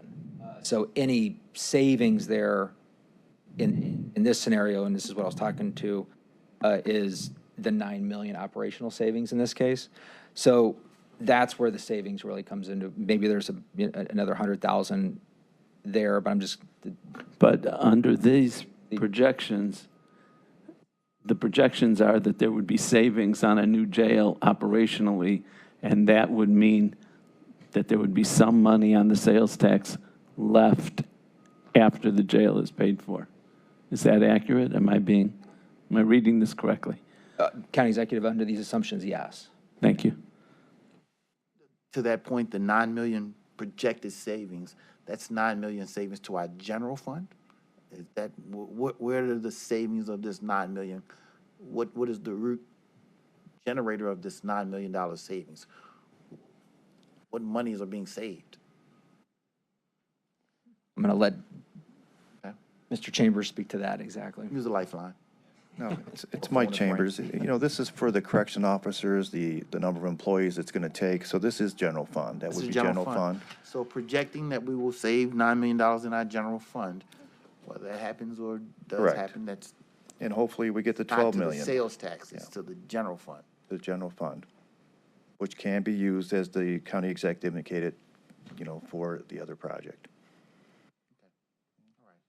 And may I ask, Let me- Mr. President? Sure, go right ahead. So on that line of questioning, how big of a jail are we talking about? I mean, how many inmates are we talking about at a savings of 9,000? If the amount of inmates increases, then correction officers increase, and so does everything else that it takes to support that. So how are we determining a $9 million savings when we're really not sure at this point how big that jail's going to be? Yes, Councilwoman Baker, projection-wise, you know, our current staffing, when we did the analysis, was that we had 780 staff within the sheriff's office. The new projected staff in the new jail would be 652. So the savings is just overall staff reduction. And would it be logical to think that if the size of the jail increased because the population of the inmates increased, that staff from 780 down to 652 could creep back up to 780? I believe it's logical. So how are we then to determine and put credibility to a $9 million number when we're not even sure at this point what the size of that jail will look like and how many beds are going to be needed? Right, and that's why we have the two. Obviously, if it's the current jail, I mean, that 12,700,000 is the 1,600, right? So, I mean, we don't know, and that's what you can ask the project team on the number of beds. I mean, we're just here talking the numbers and what we believe to be true and the estimated savings. So, yes, there's many factors that could sway this, but we're going with what we presented now. Yeah, I guess to me, if it were a project that I would be looking at from, of course, much lower scale, if I was looking at a projected savings, but I didn't understand or know yet all the particulars as what you just outlined, that would make me a little weary that 9 million is going to stick. And if we're counting on that 9 million to bring us to help pay for the next project of the courthouse, Yeah, I mean, these are the facts we have now. And once again, we're going on our current jail, staffing. Right. We're not going what should be there or what's estimated there. That way we had a realistic number to come with you with. Yeah. We believe, that's why we believe, hopefully it's going to be a lot more. Hopefully is the word. We don't know, though. I mean, once again, there's a lot of moving variables that we're just trying to give you information based on the information we've received between the $700 and $750 million estimate. Okay. All right. Thank you. Appreciate the time.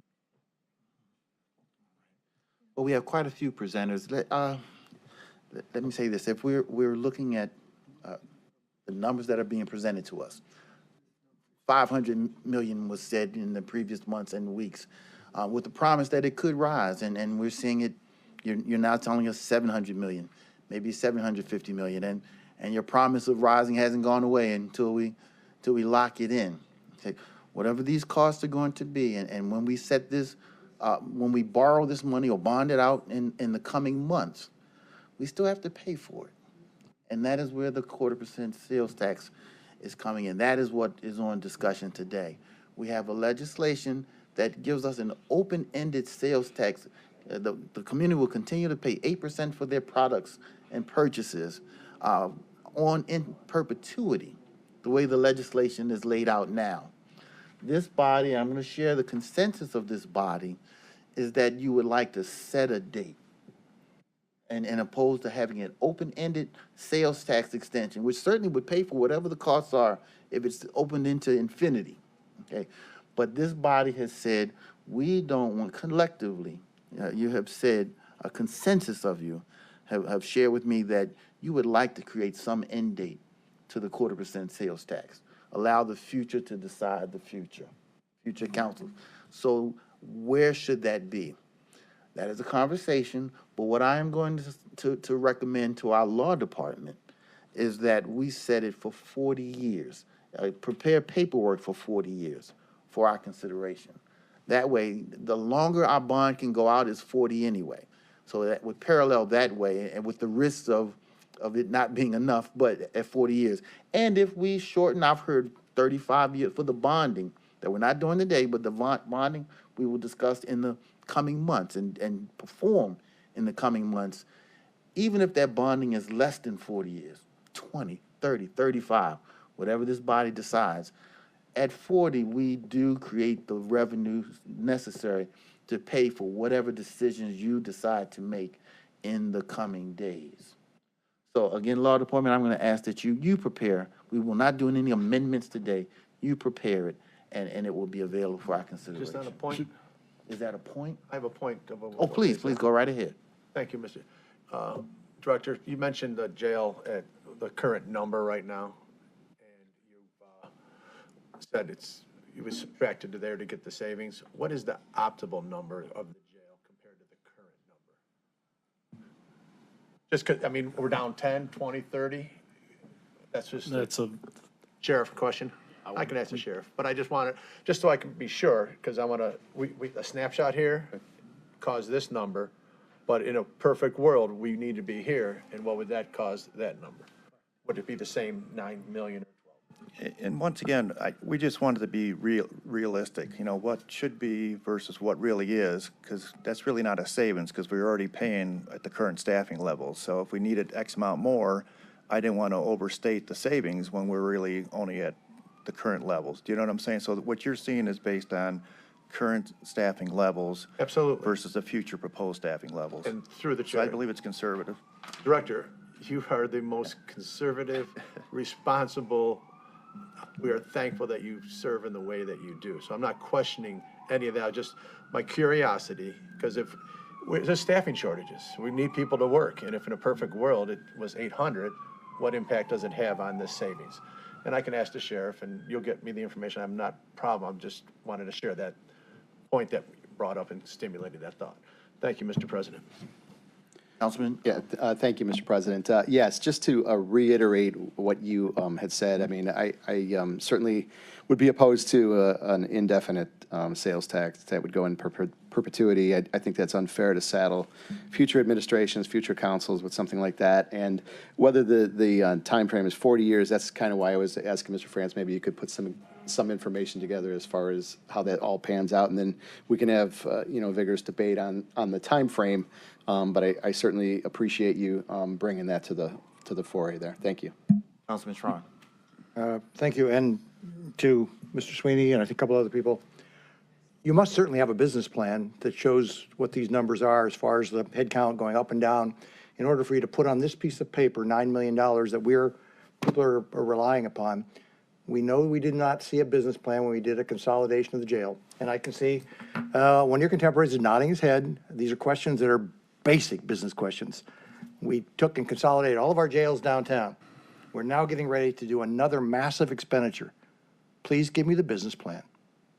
Give this body the business plan. So if we're going to rely on $9 million bucks being saved, we should be able to say, okay, it's 780. Here's this number. Here's 600. Here's 650. Someplace along the way. I mean, it's just not an unusual request that somebody should have done their homework to make sure we justify that, because we're being asked to use this as part of the rationale. And some of that money we're even being asked by the county executive that potentially we could use it for other purposes.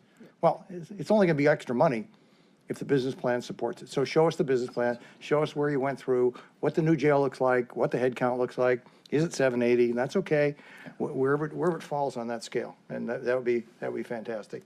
And then I think Mr. Tuma was suggesting, now that we know that we can go 0.5, 1.0, there's always another opportunity. And I know that we're going to hear it back from the folks who've done a yeoman's task of trying to get a number on the table. But we all know that there's value-added engineering that can reduce the cost of any construction project. Any construction project. We might not like it, might not like what has to come out, but if we can only support $600 million out of the project, we ought to be able to see what that number looks like based on the cost. So we'd love to see the cost. I think the same thing that Mr. Tuma, and I think everybody on that end was asking for, let's see what the numbers look like. And if it means going back and say, hey, I'm sorry, this is as big as we can build, then we maybe are actually supporting some of the folks out here with more people going to the diversion center. Who knows where it all ends up. So it might end up being a hybrid. Thank you. Mr. President, can I just get one quick point of clarification? Yes, you can have the last question. Thank you. The project size of the 700 million and the 750 million, are we at 700 million or 750 million because of increased bed size that could be bigger than the 700 million?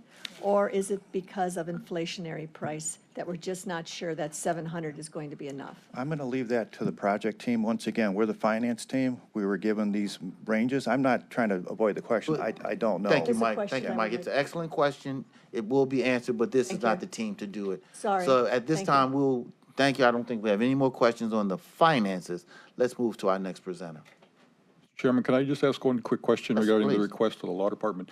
You want 40 years from 2023 or 40 years from 2028 when the current tax rolls off? 2028. From 2028. Thank you.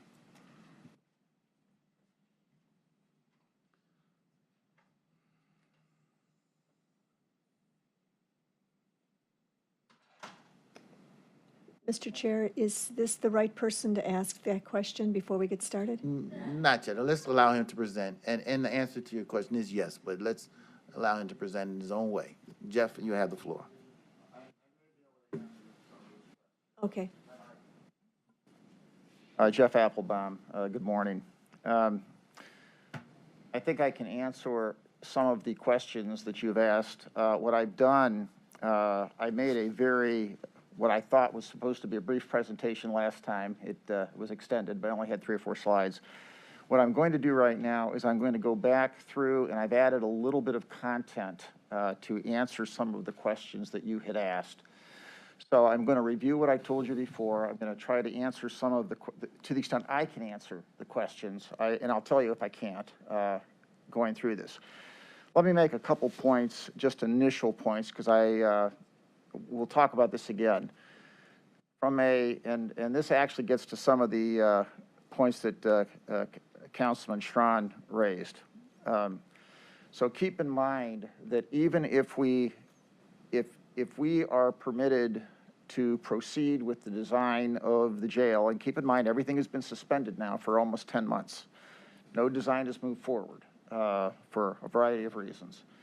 What will actually occur is, and yes, of course, there are going to be, you know, as you know, ability to look at value engineering, how we get to things, although it's a little different in a jail than it is in other kinds of buildings, simply because you have to meet state standards, and there's certain things you have no choice about when you do a jail, and that's a detail. But the actual pricing point, the actual point at which the design is far enough along that you're actually going out and testing the bidding market, because when we get the GMP, that will be based on going to the market, getting pricing, and what actual bidders, you know, tell you. That's probably not until about June of next year. And in fact, the pricing will probably come in June, and the GMP at this rate probably will not be in a position to be finalized with the closing with bonds probably until about late July or August. So there are 10 months or 11 months to continue to monitor the market, to continue to determine where interest rates are going, and quite frankly, and I hate to say this, but to make a go or no-go decision. Because at the end of the day, while you would be committed to the property, because we have to know the property we're designing to, you know, building the jail on that property at that point in time, that go, no-go decision, the ultimate decision, you know, to spend hundreds of millions of dollars doesn't occur until the GMP is accepted, the bonds are issued. So I just want to make that point. Although in order to continue the design, you have to know the property that you're designing on. You have to know you can control the property. So I want to make that point initially. Now, to go back to what we said before, this all started, didn't all start, but at a point in time back 2 years ago, the determination was made by the steering committee after comparing a lot of different options, you know, to base a new jail, and we've talked about this, on a 1,600 plus program. At that point in time, there was a parametric estimate, and this was an estimate of the jail, not the land, not the sheriff's admin, that was added, and that was around $500 million for a completed project as of October of 20. And we've been very clear, you know, ever since then, that that was that number, and that, you know, that number obviously is subject to escalation, and we're going to talk about that in a minute. And we've always said that every month of delay in implementing the project would be subject to escalation. It would increase the cost. And unfortunately, that's not just a question of construction cost, that's a question of the interest market, or could be the interest markets, because they were very beneficial back then. So since that time, we know about escalation. We know that we have not yet reduced the numbers down to the 1,600 that we need. And there's been some program refinement. Now, the range that you see, and by the way, and this was the method we talked about designing, and this has to do with the ad alternates. One question that Councilman Sweeney asked, would there be an incremental additional cost to issue the project with ad alternates? The answer is not a material cost. We've confirmed it, that really, it was always anticipated. We do most projects that way. Everybody really anticipates doing that anyway. That's part of the VE exercise, if you will, to price options and then select them. So we don't think there'll be an incremental cost for that purpose. So I want to be a little bit clearer about what this escalation has been. And this actually gets to the question of what was, you know, what may have been, or I wasn't at the meeting, but what may have been presented in September of 21. The actual, what has happened, the story of escalation since 2020, in that first part of the slide that you see there, is that the cost that we talked about initially, that 5%, the 14 to 19%, and the 8%, that was how costs were increasing to the contractors who bid. So the contractors who have to price the work, the things they have to pay for, that's those first three numbers. Now, there is a lag, because what happens, and there's a lot of stories about this, and this is well known. As COVID struck, and as we came out of COVID, what was happening was costs to the contractors were increased, but what they were getting paid was not increasing. Part of it was because they were still under their pre-existing bids that they then had to honor in their contracts. Part of it is because they didn't catch up with the market. There was a difference, and they were still seeking work. And labor costs come later, because even as inflation immediately hits goods, and if Mr. Wondolowski is still here, and I don't think he is, he could tell you this, what happens is the wage rates, as soon as inflation starts, the wage rates come later. So you have collective bargaining agreements that are still in place until they're renewed. So it's materials first, and then later bid prices, and then later labor rates. So what you see there on the second part of this is the change in cost to bid pricing, which lags. And the overall cost in bid pricing from 920 to 622 was about 19.8%. The estimate of what that will be from 622 to 623 is 8%, and we really don't know for sure beyond 623. But here's the point to be made. When we tell you about that increase to 700, that's not just an increase to today. What that also has to take into account is not just an increase until next year, next June, but when those contractors bid in June, they then project their cost to the midpoint of the job, because they're going to be working for 2 more years or 3 more years, and they have to include in their pricing what they think the inflation will be that affects them as they work for the following 2 years, as they buy materials and as they pay for labor. And typically what happens is they price to the midpoint of the job. So when we talk about this price increase, this is a price increase now that assumes that the project isn't even bid, finally bid, we're estimating, but isn't bid out until 24 or until 23, with prices that account for inflation all the way to 24. And that's what that number is. It's not just what a finished project would have been in 20 versus a finished project today. And quite honestly, if you take a look at the numbers, and we can provide the detailed estimates, and this comes from this comes from 2 sets of design professionals who have worked on the project, HOK and DLR. It comes from their own cost estimators, and another independent cost estimator. So that is the basis for the numbers with just a little bit more detail. But to the specific question from Councilwoman Baker, excuse me, what that is it's taking the original 550 from 20, and of course there's certain things there that don't escalate. Some of the stuff in that number does escalate, some doesn't escalate, and there's a more detailed breakdown of that. But it basically takes the overall project budget for what would still be a jail in that 1664 range, and takes it all the way out to bid it next year, get your pricing next year, and build it, and that is what the 700 is. Now, hopefully we can do better, but all we can do right now is parametric estimating. All we can do is cost per square foot and what we see from other projects based on indexes. You know, what will the bidding market be at that point in time? We don't know. I mean, it may be better, it may be worse, but it's the way all projects are estimated.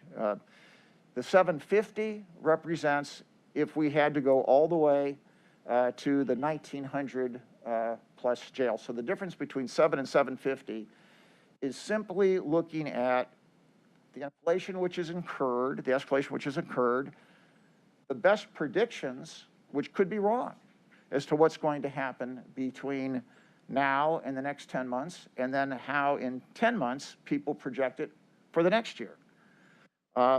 And, you know, but once again, this is not like a contractor's coming to you and saying, I now want $700 million, or the part of that which is for construction, to build a building. This is simply using numbers available to us right now and doing the same type of estimating that anybody does for a project based on cost indexes, based on Cleveland numbers, based on cost to square foot for comparable facilities. And that is, you know, the science of how you do this. Now,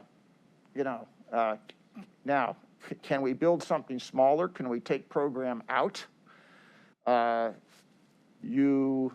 certain things you can't do smaller because depending on what your population is, it is what it is. And it's going to be what it's going to be. Can you take program out?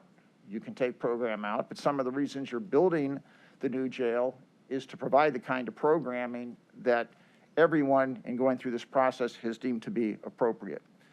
So Jeff, just for clarity, the increase from 550 to 750 is not based on us changing the paint color. It is, again, it is the environment that we're in that has caused it to rise.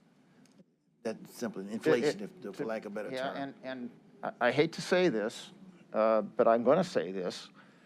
It is based on the delay, the continuous delay to this project. When this thing started in 2019 in the steering committee, the belief was this would go forward apace and that this thing would actually could be completed by 24, by 23, or actually 23. Obviously, there's been significant delays. I'm not blaming anybody. Part of it, you know, COVID, people stopped meeting and things happened. But this is simply where we are right now. If we have a question, So just a quick question, a point of clarification. So the 1664 versus the 1900 range, that is what the estimates are between the 700,000 and the 750,000 estimates? Million. 700 million. Yes, 700 million. I'll buy it at 750,000. Yes, Yeah, that is the difference. Okay, all right, so that's the difference there. So I guess the question, at some point, when I'm looking at with a contractor to build a 3 or 4 bedroom home, you make that decision. So when are we going to pull the trigger on whether it's 1,600 or 1,900 to get that 50 million difference? So that is the slide. I'm going to go, yeah, hold on.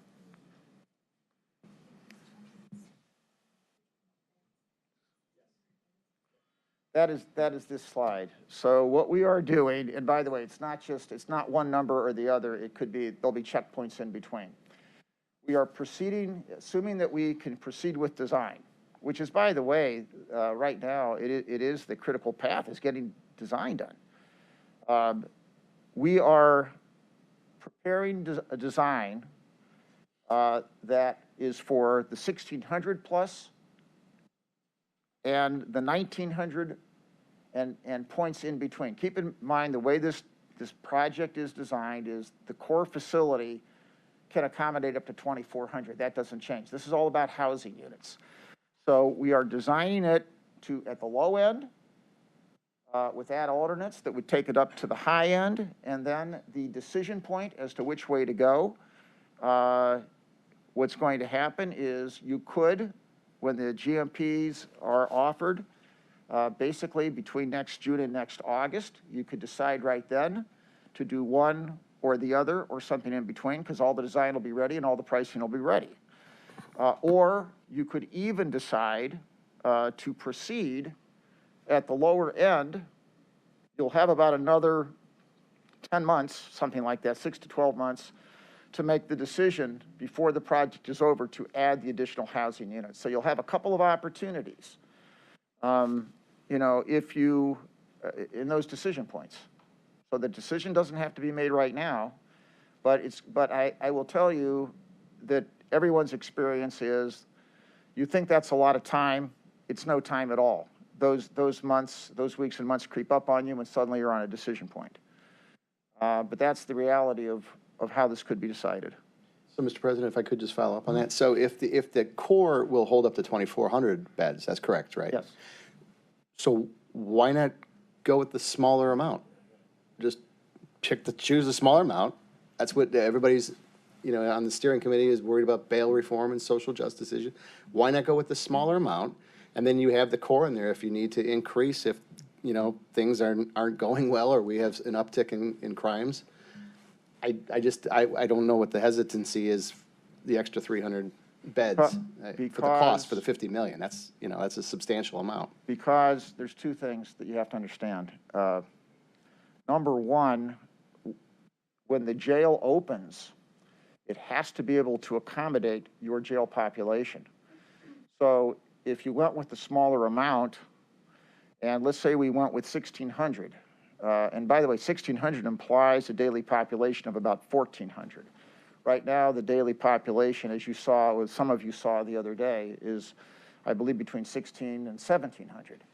So the issue is, there are two issues. Number one, what you don't want to do is you don't want to do all the work and on the first day the jail is open, have an undersized jail that forces you to figure out what to do with 200 or 300 or with people. The second issue is there's going to be a point in time, and I don't want to prejudge this, but there's going to be a point in time when the state is going to approve the plans for the jail. And they're going to be concerned that your jail is properly sized. Now, it's possible that you can come with an alternate plan for what to do. So I think it's very possible there are the opportunities to start with the smaller jail. I would love, love, love to have the smaller jail. But it really is a function of what are we doing with the jail population. And the other concern here, and for those of you who watched Councilman Gallagher's committee, I think it was, well, I can't remember, the day before yesterday, whatever it was. The other issue you have is right now our jail population is where it's at, but we are not taking, misdemeanors from municipalities under that temporary order. And I know there's some pressure that we accept those individuals as well. So, what it means is that the work to reduce the jail population, everything that a lot of people here talked about, that really, really has to, if we want the smaller jail, all those other things have to happen. We have to reduce the jail population, or else we're going to have the reality of building the bigger jail. Mr. President, if I could just follow up. I mean, I appreciate those points, and those are factual points. I totally get that. And again, I'll reiterate what I said, a couple meetings ago. I mean, it's going to be incumbent upon other bodies outside of this legislative body to actually take some positive steps in that direction. We support that, and we're fighting for those things. But the reality is there's other offices, other governmental bodies that are directly responsible for that. And if they're serious about taking some steps in the way of eliminating nonviolent offenders from having to spend time there, the crimes that or alleged crimes that are not pose a danger or threat to society, then they really need to step up, and this might be the time to step up for something like that. So I think I've said my piece on that before, and I said it again, so thank you. Thank you for that, Councilman Tuma.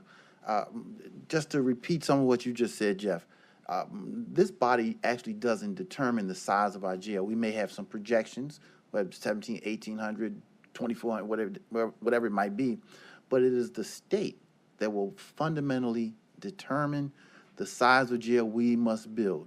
Am I correct? Clear that up for us. I would rephrase that. The state has to approve of our plans to build a jail or renovate a jail, and they will want to understand what our jail population is.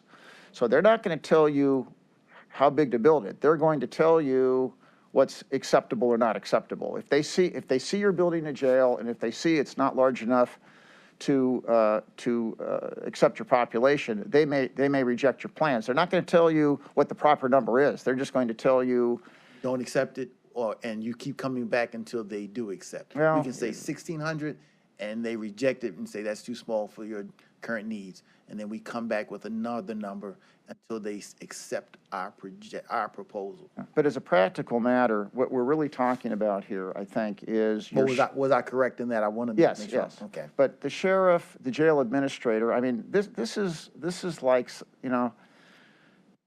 at the end of the day, we have to accept, we have to have a humane jail that accepts whoever is sent there. We can't control, the council can't control, the executive can't control who is sent to the jail.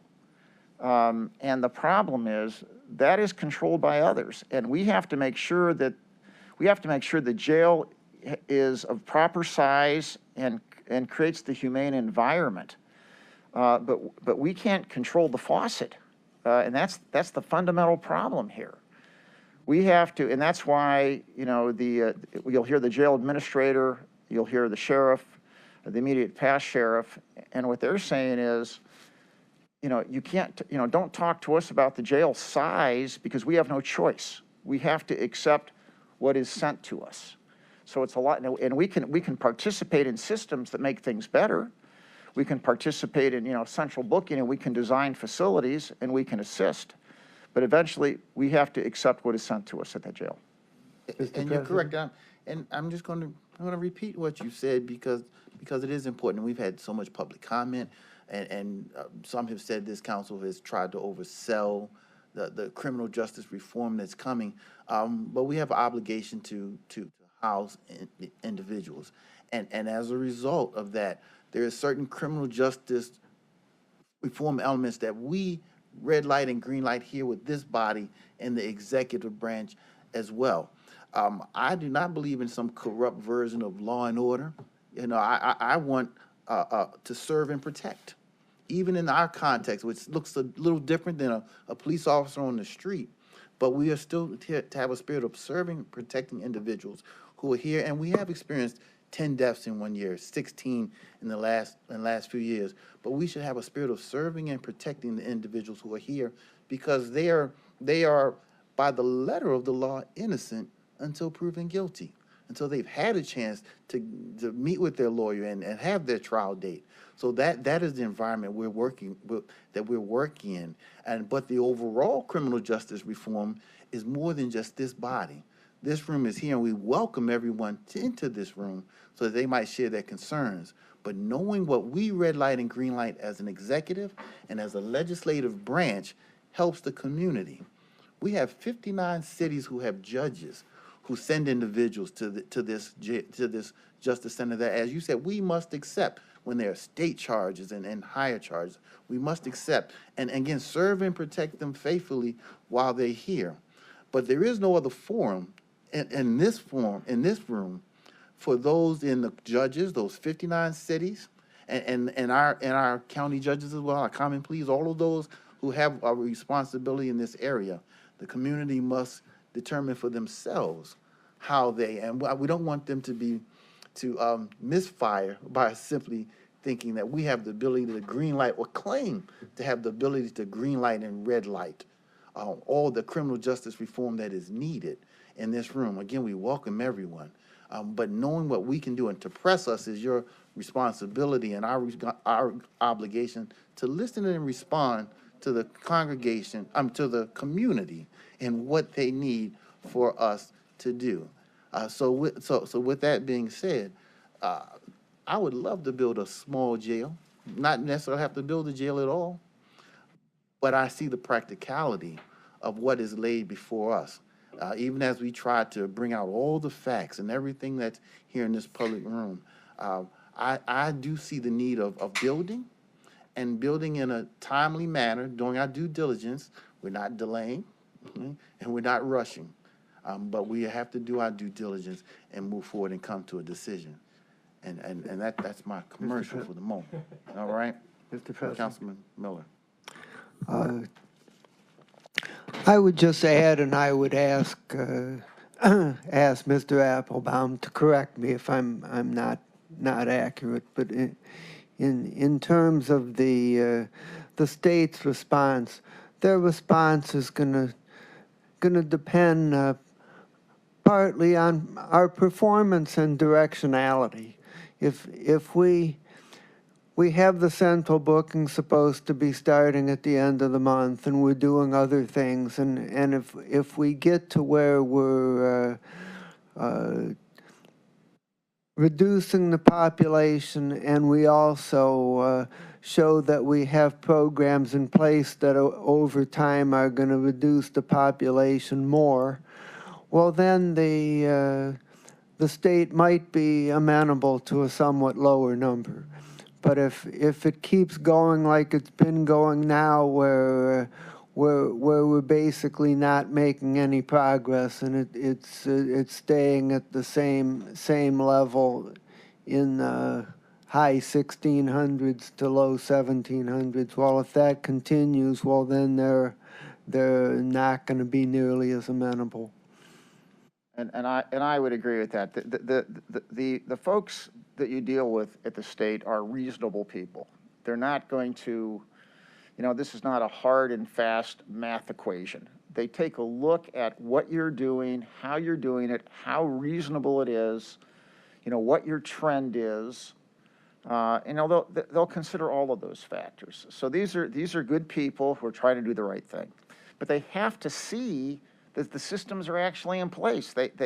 It's not going to simply be trust us, and trust us because look at how well we've done over the last year. Because they're going to have to see, here are the systems, here's the methods, here's why it's working. And by the way, the last thing we would want to do is, mislead ourselves. I mean, if we are hoping for something that never happens, and if we build according to that hope and it doesn't work, yes, we later on can put an addition on later, and we can keep going, but we want to have reasonable expectations here and have reasonable systems in place so this can all work. Councilwoman Baker. Just quickly, and so I understand, when you say the core can hold up to 2,400 beds, right now, when we talk 1,600 beds, we're talking about 1,600 housing units? Yeah, one per housing unit. I apologize. I didn't interrupt you. I didn't, what I mean, let me think of it this way. It's that when you do the jail facility, there are a series of core functions and things you have to have in place. For example, I'll give you an example, food service. You're going to want to, if you build a jail for 1,600 and then you had to expand it to 2,000, you don't want to have to take all of your core services. You don't want to now have to make additions to my food service because it's undersized, or my intake, or my meeting spaces. So the idea is that everything that is a core function of the building, except for the housing units itself, that's all sized at 2,400. And by the biggest cost are the housing units, by the way. And then think of it as though the housing units, the housing blocks are modules. They're not. So the idea would be, and think of it as though you had and you've seen the depictions of a housing, a typical housing block, which is, 48 beds on a couple floors, with the attached rec area and the meeting areas. Think of that as a housing block. And so the idea is you do the core building that could accommodate 1,600 plus of people in those housing blocks. And then, you could add housing blocks. Think about it like adding, little blocks that are each 48 housing units, and you could add those blocks. That's the way to think about it. So when you say the core holds up to 2,400, that's only the support services. You're not including adding more housing units. No, not housing. Now, it may be, depending on the design, there also will be core and shell, aspects of core and shell that you could insert to some degree, the hallways and things like that. That's a design issue, but basically, yeah, it's a core that can accommodate up to 2,400, and then the number of housing units is variable. Thank you for that clarification. Councilman Schron and then Councilman. Thank you. During COVID, what was our population? There was a point, I'm not the expert, but my understanding is that during COVID, there was a point in time when the population dropped below 1,000. I think it was 800. Right. It was below 1,000. Correct. Dropped down. Right, and that's my recollection too, that was, so when we say we don't see how we could keep on the trend, we did see with a 2-year hiatus during the pandemic that we were able to change the course and the trajectory down to below 1,000 people in incarceration. Whether that's a long-term, whether it's, we did certainly different procedures and different steps to try to mitigate that as far as the way we handled it. So we do know there's a number there that we were able to satisfactorily achieve a much significant lower number than 1,600, 1,900, or 2,400. So I do notice, though, you're making that point. Let me take a moment. This is not Ms. your Seidman, who wheelhouse. would tell you. It's not your wheelhouse. Let me just take a moment.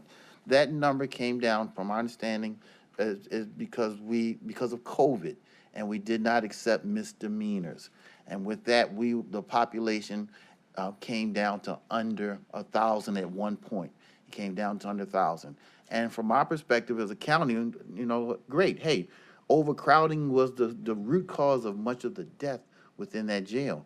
We brought that population down and felt like we had done a good service to the community. I would then go to my community meetings, and then I would find out in my cities, the mayor and the chief of police were saying, all of our misdemeanors, the county is not taking them. What are we going to do? We're letting them go back into the community, and we're not being responsive to our residents. And then I saw that we were truly operating in silos. That means the county was doing their job here, but then the cities were being impacted. And I had to say, we are all organically connected. The 59 courts and the work that we do in the county jail, and how do we begin conversations around all of us working together as to what we can all do. Those things have not happened, but that is what's needed. That is why the numbers came down. But if they charge state charges, then they send everyone to us. And again, we are here to simply take care of those in our custody, but we don't control the population number. And the deaths were resulting from the overpopulating. And so again, it is a conversation beyond just this county. And that's how we got to I wasn't asking Mr. Applebaum to run the jail. I was merely asking him to review the numbers that were different than these numbers that we're seeing that he has to do his projections upon. He can only do projections based on the information he's provided.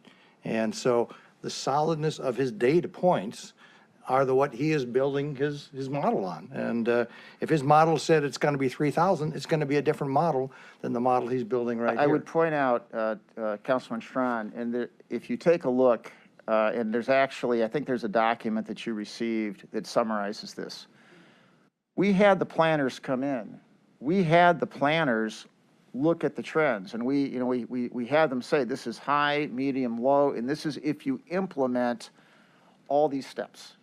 And there was a roadmap to everything that needed to be done or should be done in order to get the jail population down. Not only was there a roadmap for how to do it, it was a roadmap that the steering committee, by unanimous vote, said, yes, that needs to be implemented. So the methods are known. What has to happen is known.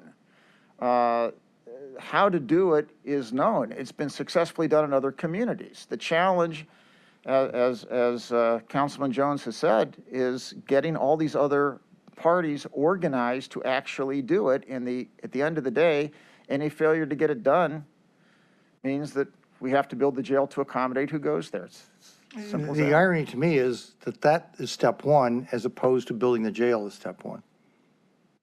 The problem is, and that I know it's a challenge. I don't understand. That is why in 2019, we talked to everybody about getting that done while we are planning. The problem that we have now is that whether or not that gets done, we have a jail, and this is not me, this is other consultants who have looked at it. We have a jail that is not code compliant, creates a poor environment, and the only question is how long more, do you wait? I'm not against building a jail. I'll put it on the record. I'm just questioning, is this the right one? Is it the timing is the right time? And are the programs that you're suggesting that could be intervention would reduce this substantially? And is that the chicken and egg that should be coming before? And now the other big difference is 3 years ago when you were having these conversations, this whole world had not gone through a pandemic. Countries had not been shut down. Hundreds of thousands of people had not died. It causes system changes in everything we do, from the way we fly on an airplane to the maybe even the way we handle our justice system out there. And so I just ask that question because your numbers look like they're based upon what we assumed from 2019, 2018, which are defendable, certainly at the time, but the world has changed in these last 3 years of the pandemic. And Armin and I are having some great conversations about other things that we should look at other ways of changing our life, about opiates and fentanyl and all kinds of things like that out there. So I just think that the world has changed. Does that mean that because now we're looking at 1,600, 1,900, 2,400, and your previous presenters were talking about cost of staff of 780 to 650. I don't know which one correlates. There ought to be somebody has a matching that matches 780 goes to 1,900. 650 goes to 1,600. I have no idea. Well, it's all, I mean, all the data, the Okay, good. pro forma is there. Good. And then the other one I actually do challenge is that we have now set a trend line of inflation running at 1% for that previous number, 19.8%. That's a trend line that has already dropped off very dramatically. And That's why the trend line going forward is 8% a year. yeah, I just think that vendors all over the country have not been able to sustain that. Maybe in construction they have. It's not materials, it's labor. It's the trend line, the materials have dropped off. It's the labor that is not, the labor, you're not, I mean, you saw what just happened with the railroad workers. You're not going to, in the immediate future, see wages go down of workers, I don't think. But you know what? We have 10 months to find that out. So Jeff, let's do this. I know you have a presentation. We want you to be able to get through that. I'm done with my part, yeah. Oh, you're done with your presentation? Yeah, we have the Okay. environmental part So next. Meredith Turner had her hand, and then we will come to our county executive. Thank you, Chairman. Councilwoman. So I had a couple of questions. Mr. Applebaum, you build things. And during my visit at the jail a few weeks ago, there were a lot of concerns. And I wanted to get your thoughts. I know we were talking about the number of beds, et cetera, but I wanted to get your thoughts after talking with many of the staff. Wanted your thoughts about mental health, not the services, but how would those facilities be built out? It's my understanding that they're actually talking to folks in hallways, which is not very confidential for people who are dealing with trauma. So there's no privacy in that space. In terms of the infirmary, there are not enough beds to deal with the inmates when they have those types of medical concerns, nor do they have large enough beds. Again, that's probably not your area of concern, but there were a lot of ADA issues in all different parts of the jail. The kitchen, there was definitely not enough space to house anything properly. There was food actually sitting on the floor because the structures that they need to elevate the food was not adequately in place. And then there are a lot of concerns about parking for staff and corrections officers, and sometimes the exorbitant amount of money that they have to pay to park to work. So I was wondering what your thoughts were in those areas. Mindful of the time, let me say this to you. Every single issue you have raised is an absolute priority in the jail program and design. And what I would propose, because far be it from me to do this, what we need to do, and you know, you saw this, and we have to come back to this, we need to have a presentation to you by our design team, because every one of those issues was a critical issue. Every one was a deficiency in the current building. Every one, there is a program for how to greatly improve it. The issue of medical care, of mental health, of the layout, the structure, food service, You've heard a little bit about concerns about, downtown parking versus a different place where the parking would be provided. Every one of those issues is absolutely a core issue in the design of the new jail. They're all addressed, and they're all addressed with the, the most modern, contemporary thought, and, for the benefit of those who work there, those who visit there, and those who are incarcerated there. But what we need to do on that is actually bring the design team and those people who are designing, programmed it and designed it to speak to you. Because by the way, contrary to what you read in the paper, I am not the jail planner. I'm not even the consultant for any of these things. I am the owner's rep who tries to coordinate and get it built. But those people can come, and we can, at any time you want, they can make a presentation as to where they were, at least when design was left off, and what's in that program. Thank you. I would like to hear that presentation. Thank you, Mr. President. I just want to make a couple small points. One is that I have asked this exact same question about, we got down to 900, why can't we get back to 900? And I've gotten a number of answers. The experts are the judges and the prosecutor.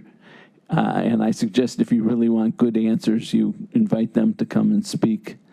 I know that when COVID hit, we saw that in any congregate setting, including jails, people were dying from COVID. We didn't want that to happen.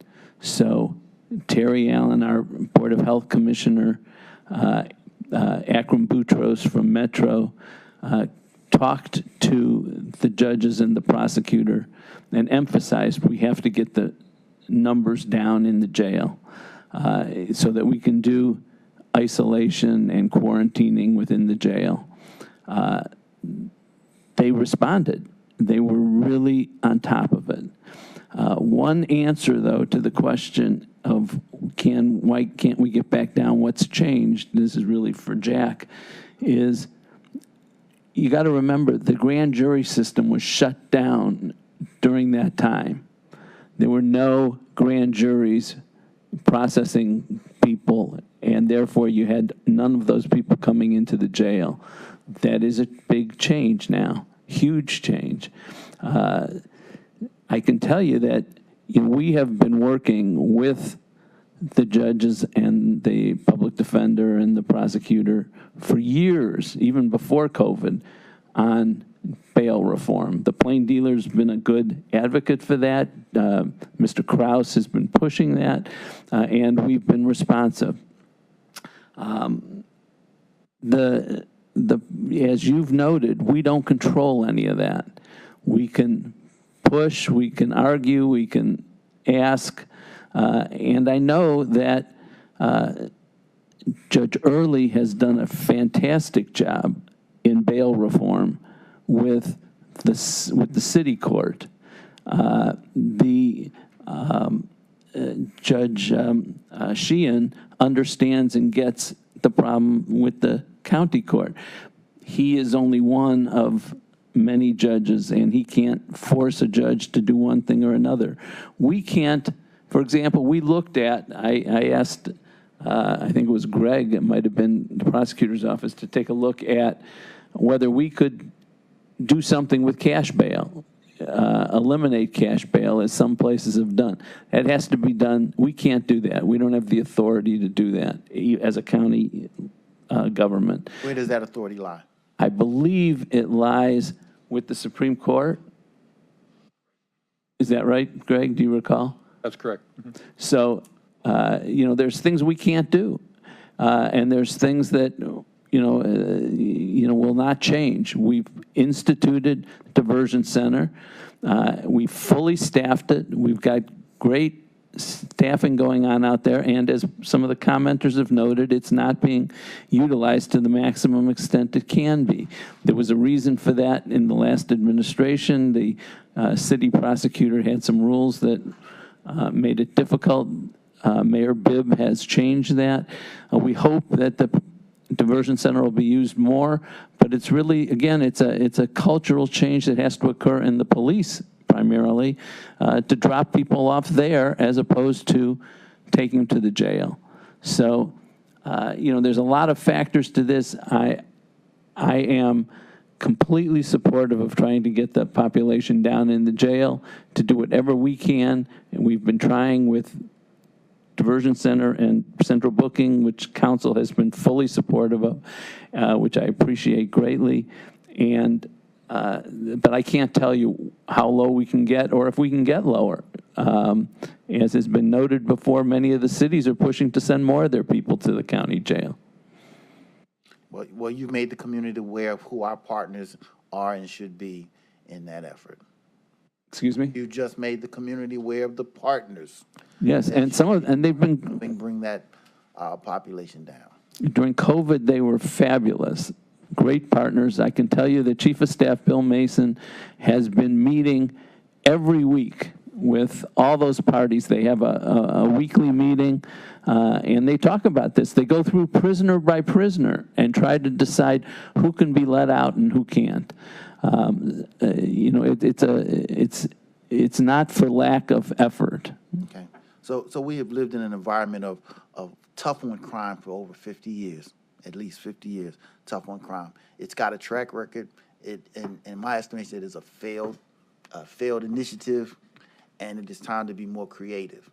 And we are just one partner of many who need to buy into that concept and make changes, because death has been the result of much of what we all can take accountability for what has happened. So thank you. Yes. Are there any further questions? If not, I believe we have another presenter, unless you have anything else to bring.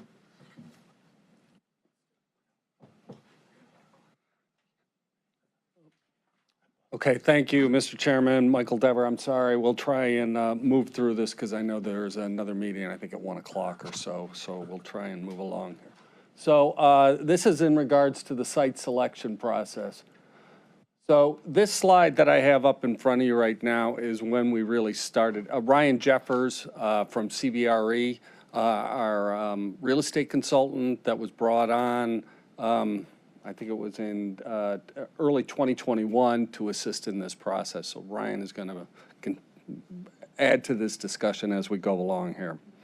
So one thing that's important for us to note is the steering committee had been meeting now well over a year and a half, and a decision or a determination was made that there was going to be a separation between the Justice Center and the jail itself. And so that we were going to go or start to look at a standalone jail facility away from the core, from the Justice Center, where it's currently at. So that decision was made back in 2020, in November of 2020. At the same time of that decision, there was a decision by, or determination by the selection or steering committee that we would start a process to look at what is out there within Cuyahoga County to try and determine, what is available out in the field there.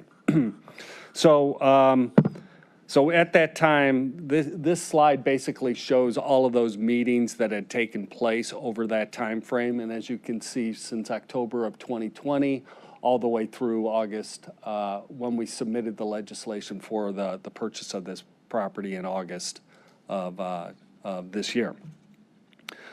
Key point is that the steering committee and public input shaped the selection criteria, because that's what we had to develop first, was a selection criteria for what we were going to look at here in the field. And at the same time, the prosecutor's office was then brought in, and the prosecutor hired an outside law firm to basically act as our agent in this as we went out and looked for potential properties. This was a transfer of some of those dollars by this body to the prosecutor's office of in the range of $500,000. The next slide here is our site sourcing.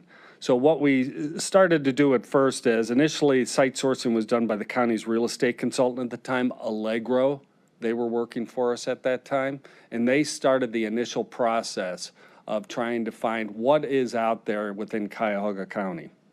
We mapped every land site over 25 acres on the market. We added off-market options by importing locations of every land parcel over 25 acres in the county. Added site options comprised of clusters of publicly owned land. Added site options comprised of clusters of visually vacant or abandoned land. This is working with the land bank.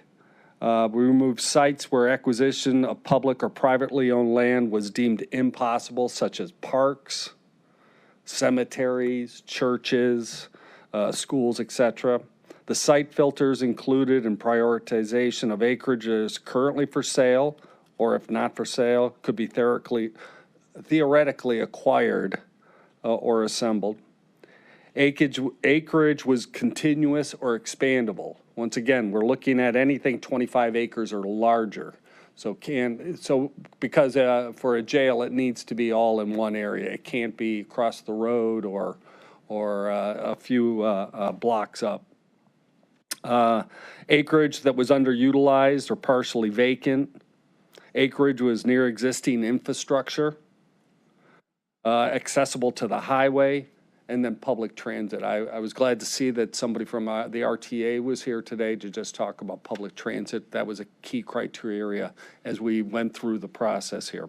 So that slide at the lower right-hand corner there, that highlights all the parcels from this initial scrub. And as you can see, there's massive amounts of parcels throughout Cuyahoga County. And Ryan Jeffers probably speak actually on regards to site and what was available in the market. Once again, keep in mind, Allegro started this process of where we were looking for potential sites. And then as we brought on a secondary team, CBRE, they basically scrubbed this, went back and looked at the same material that Allegro put together. So I'll let Ryan speak to that. When pardon me, Ryan Jeffers, CBRE, as Mr. Dever had said. When CBRE was brought into the process, it was July of 2021. We were provided that package of material, the map detail on the various sites that had been identified. At the time, I think it's important to recognize that sites had been identified. Property owners, occupiers of land had not been contacted or dealt with at that point. We were identifying options.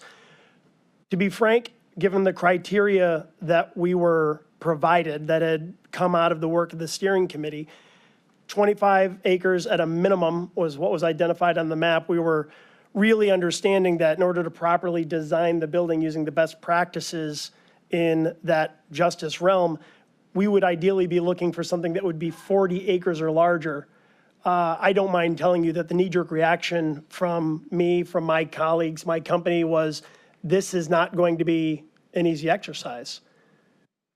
The market in America, in Northeast Ohio, in Cuyahoga County, had been on quite a clip for a full decade, even prior to COVID. Large parcels of developable land were nearly impossible to find. We say that having gone through a number of site selections with other clients in this region over the last 10 years. They were being gobbled up by developers, by users, and they were just not available. The fact that when we were brought in, we were tasked with evaluating kind of the top sites that Allegro had provided, which was 28. You'll hear that number. We were surprised that there were 28 to review.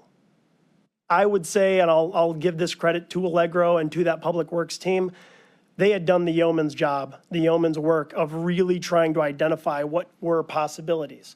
That being said, of those 28 sites, as you heard Mr. Devers say, many of those were potential opportunities based upon observations, based upon what was not yet known because those property owners hadn't been engaged. What we ended up finding was they were trying to do everything they could to identify options. A lot of those sites were collections of multiple parcels, a lot of residential. properties that were not truly available for sale, and that list of 28 really narrowed very, very fast. Appreciate that. If it's all right, I'll continue through the presentation unless you'd like to. Okay, thanks.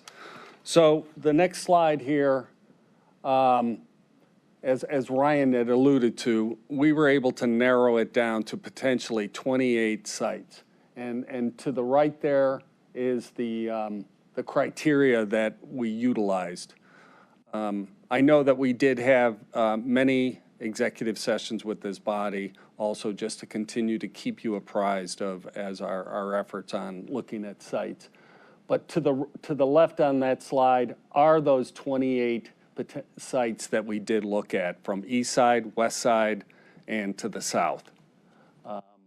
Once again, our criteria is on the right-hand side there also.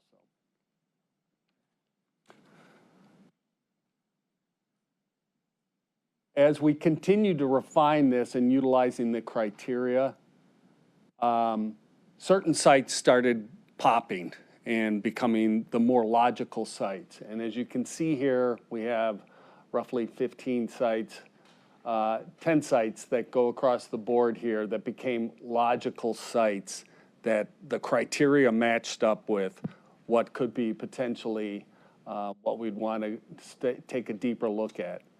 As you can see at the bottom there, there's 5 specific sites that were starred, and then we began a very rigorous process of looking at those 5 specific sites in regards to potential for a new jail location. This is in no ranking of particular order, but this is the site that is currently before you today, is the Transport Road site. And these notes that are on this slide here are actual notes that we put together about potential strategy about how we'd go after it. Project acquisition cost.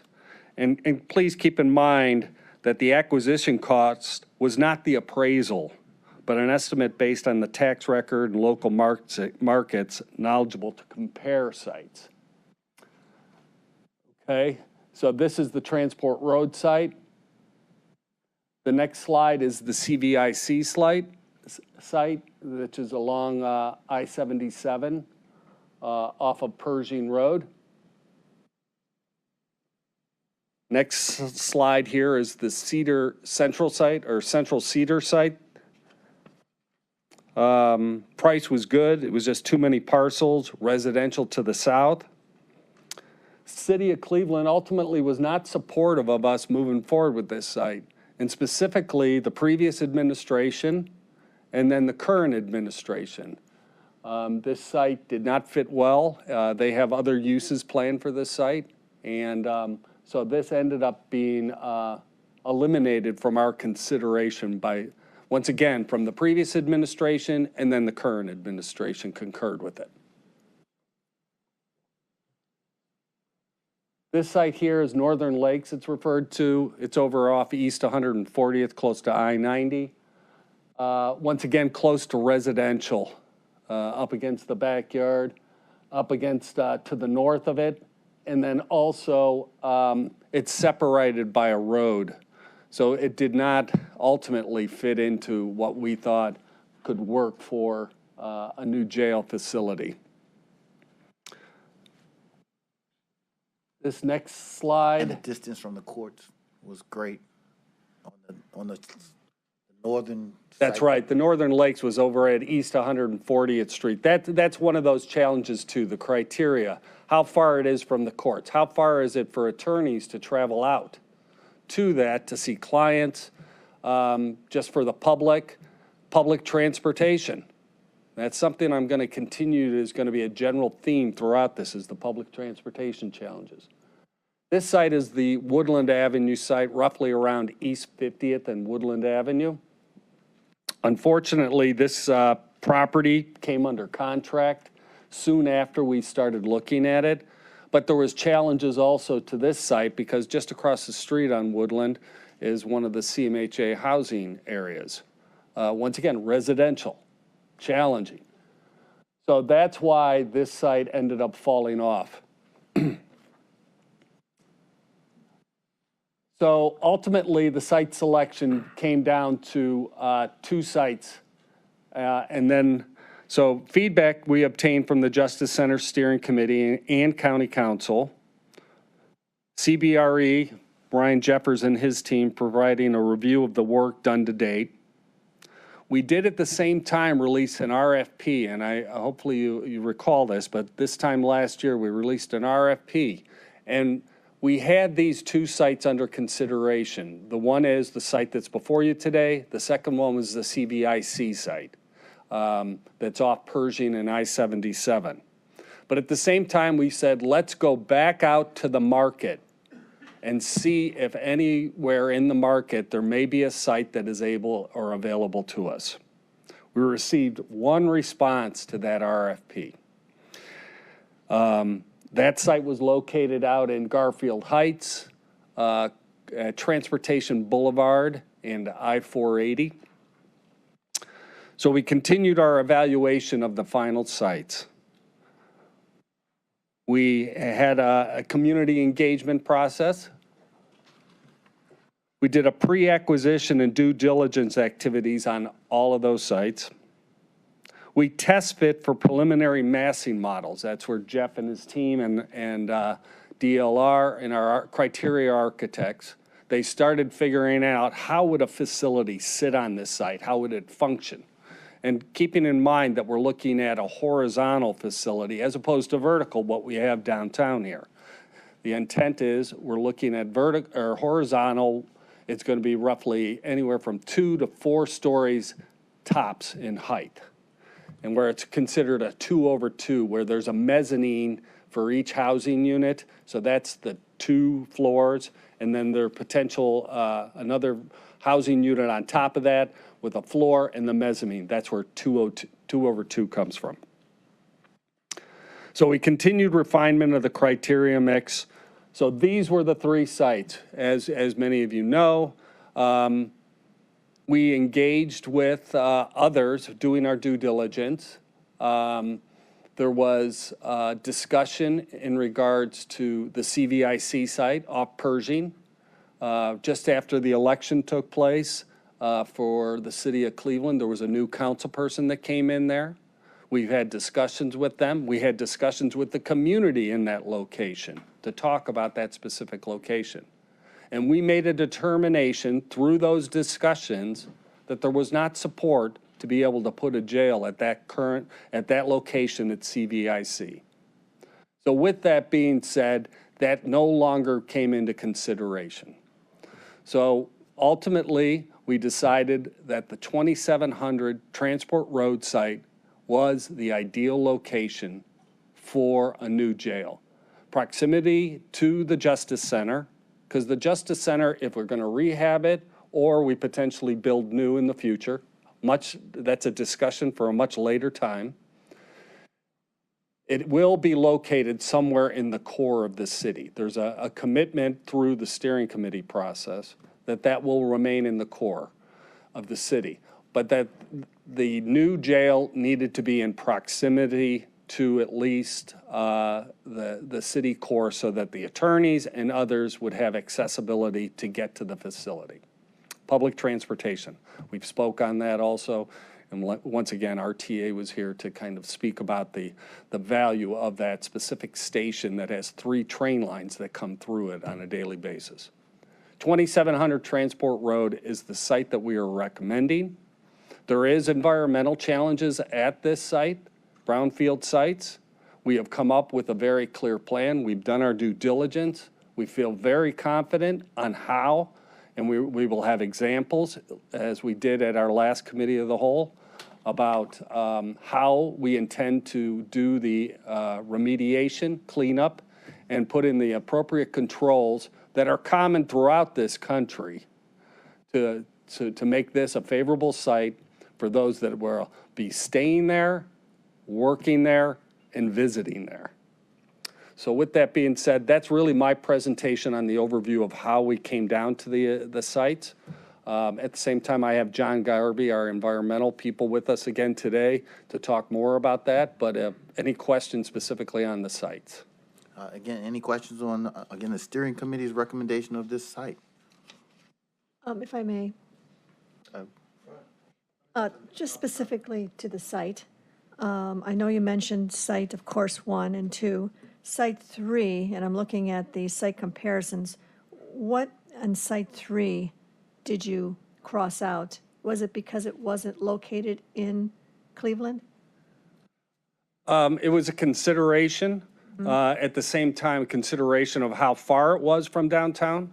The city of Cleveland is a significant user of the Justice Center, and transporting people from the city of Cleveland out of the city of Cleveland to this facility.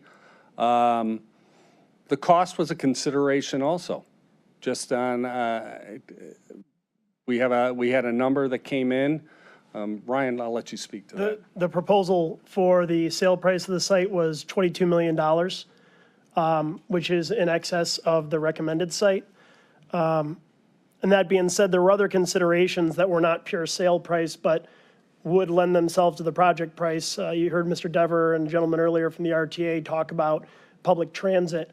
There's public transit at both of these sites or within proximity of both of these sites, but at the recommended site, you not only have bus line, but you also have 3 light rails serving passengers 300 feet from the site. Whereas the transportation, not only further out from the county and city core, you have some bus service, but it's not nearly the same coverage, and you would have to have dollars invested from somewhere to create additional service there to be comparable to what you had at the other site. I think that's worth mentioning because of that distance and where it is outside of the core city. If I may, the distance, 10 miles, site 1, 12 miles, site 2, and 16. Or is that minutes? I'm sorry. I believe that may be 10 minutes, minutes. site 1, 12 minutes, and then site 3 is 16 minutes. So I guess if someone were to ask me, is 6 minutes a determining factor for choosing 1 over 3, we would say yes. 6 minutes. Or the difference between 4 miles, although 4 miles to 11 miles, it would be more than 16 minutes, but That's a light day on I-77 too. yeah, so that's what it is, it's the travel. Yeah, it's keep in mind, it's the transportation to the Justice Center, but at the same time, people trying to get accessibility. There is one specific bus line that comes to Transportation Road up in Garfield Heights. So from the county, that means taking different bus lines to get ultimately to this bus line for anybody. There's no light rail available there, and it just didn't become the favorable site. As far as we know, there were no environmental issues there, though. That increased the cost for number 1. So we have not done the full-blown due diligence on that to be able to say that with certainty. The bidder who proposed the site indicated that they felt that it was clean. There was a lot more information. Is they clean to what degree? Residential, commercial? Again, we don't know that. It has historically been deemed a commercial site. It's that very visible site you see as you drive 480 at Transportation. We're talking residential. Right. So it's fair to say, too, and I think that this is important to understand, because of the VAT process that you heard the environmental consultant talk about previously, there was a lot of public record and information available on the previous remediation that had been done at both Transport Road and the CVIC sites that you see on that chart. Correct me if I'm wrong, the current site with the Universal company now is clean to commercial, just like I would assume Garfield is clean to commercial because there are people there working at this very moment. Have they faced any cancer scares or concerns that we know of as they operate on the land right now? I can't necessarily answer that question, but what we do know is that they went through the VAT process, public process, a lot of information publicly available about the remediation they did. You are correct that it has been cleaned to that commercial standard. I'll also say that they've been operating actively on that site for over 16 years. And you will, as you know, they were not necessarily looking to relocate. There is not a problem with that site. They have a staff there. They have people traveling from out of state who come there because it is a transportation truck intermodal. They've been there over 16 years and operating and happy with it. They're a publicly traded company. And I believe that if there was an issue that had been discovered there about having a workforce on the site, that would have definitely been news we would have read. In regards, oh, I'm Go sorry. ahead. Yeah, I mean, I was just, in case I'm asked, especially because you're listing all 3 sites, it doesn't seem to be a lot of difference on paper between the 3 sites. I mean, you're talking minutes difference, not half hour or 40 minutes or, so the acreages are the same. I mean, even though Site 3 is outside of Cleveland, it's still near the border of Cleveland. And we don't know of any extensive refineries or asphalt making or anything like that that was done on Site 3 that would give us pause either. So I just want to be able to explain to others why we eliminated that site. I understand 2, didn't hear a lot on 3. So I would say, rather than use the word eliminated, I think it's more appropriate to say that the determination to propose Site 1 was made because it was felt to be the best option for all the functions and uses and criteria that had been provided to us. In a pure real estate perspective, it lays out well because it is a contiguous site. The CVIC site number 2 does have a little bit of strangeness with how the boundaries of that site work, but as part of this larger project, you know that we are proposing that the Universal Group would be moving there. They are not building a large building like you would potentially be. So for them, that site works a lot better because it is essentially, there's a lot of yard space and smaller structures that they operate within. So on a pure real estate basis, you are not wrong that these sites are reasonably comparable to one another. I do think it's telling that in the entire county, we identified 3 possible options. I think that underscores how limited the options are to get contiguous land of this size together. We don't know whether the current owners of Site 1 will use Site 2. Has that been determined yet? Have they given us any indication that they would be? They have indicated that their plan would be to move there. Is that right? They have indicated that their plan would be to move there. They still have to go through an extensive design process. Part of what this transaction is predicated on is that they have to relocate an operating business. Again, more than 16 years. Okay, And they I have to didn't know prepare that that decision site. was, that decision had been made by them. They would be, under what has been proposed, they would be assigned the contract for that site. Okay. And then they would do their design and relocation on their own. We would not be Right. facilitating or carrying that out for them. Thank you for that. Appreciate it. The 3 sites that we're discussing, in the Garfield and the other 2, Garfield, I don't see them amongst the 10 highest recommended. Was that? So what you're seeing on some of those slides, Mr. Dever wanted to show you materials that were used at different points in time along the process. So that slide there was prior to that public RFP being released. At the time that was being put together, at the time that Allegro was doing that work, that was prior to my time, but I do have some understanding of this, that site was not available. And the developers on it were working with a mixed-use retail commercial type concept. And so because of that, it was not in that consideration set. Okay. Wayne. Thank you, Mr. President. Thank you for your presentation. Just a couple questions. RTA, just a little bit more. The 300 feet to touch the site border, but what's the distance from the site border to the proposed facility? Until it's designed, we wouldn't know that. Give me a You're guess. correct, though. That is to get to the site. Give me a as the crow guesstimation. flies. Because right now it's a football field, 300 feet. Is it going to be another football field, or it could be 2 football fields, or 3 football fields, and you got to walk down there? I'm just curious. I genuinely don't know until maybe you Until do, we but- get through, obviously, there's a elevation difference from Broadway Avenue there down to the site. During our public meeting, actually, it's, the RTA facility is basically catty corner, straight across to the Clevelander from where the RTA. Yeah, 300 feet. I mean, So it is. 100 yards. So That's fine. what we are making a commitment is, we are going to make that as direct as possible through our design process. And Ellis and Jeff are here, and they've heard this loud and clear from me, is we are going to make that public access as easy as possible. Absolutely, but I'm just trying, what would be the minimum Yeah. distance from the sight line to the best location closest to there? Do you have that information? I think your point is, I'm gonna, once again, an estimate It's here. not- I'm thinking probably 1,200 feet, 1,500 feet. Yeah, and through the chair, I just want to be very specific in reality. Yeah. Because the comment from, I forgot who the presenter was, that said, RTA is here.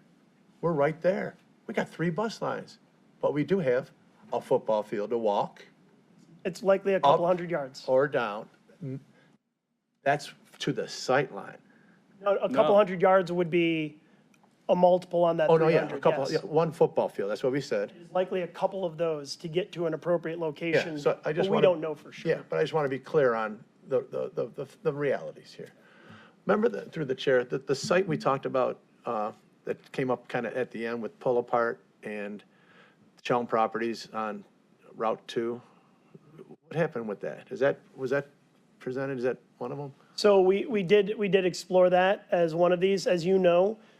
We continued to make sure that we were flipping over stones as Yeah. constituents came to you or the council. I think and were Cheryl had saying, that one. Or we're saying, we have an idea, we have a thought, and then CBRE would engage with that group. On that particular site, we were never able to identify a contiguous parcel large enough.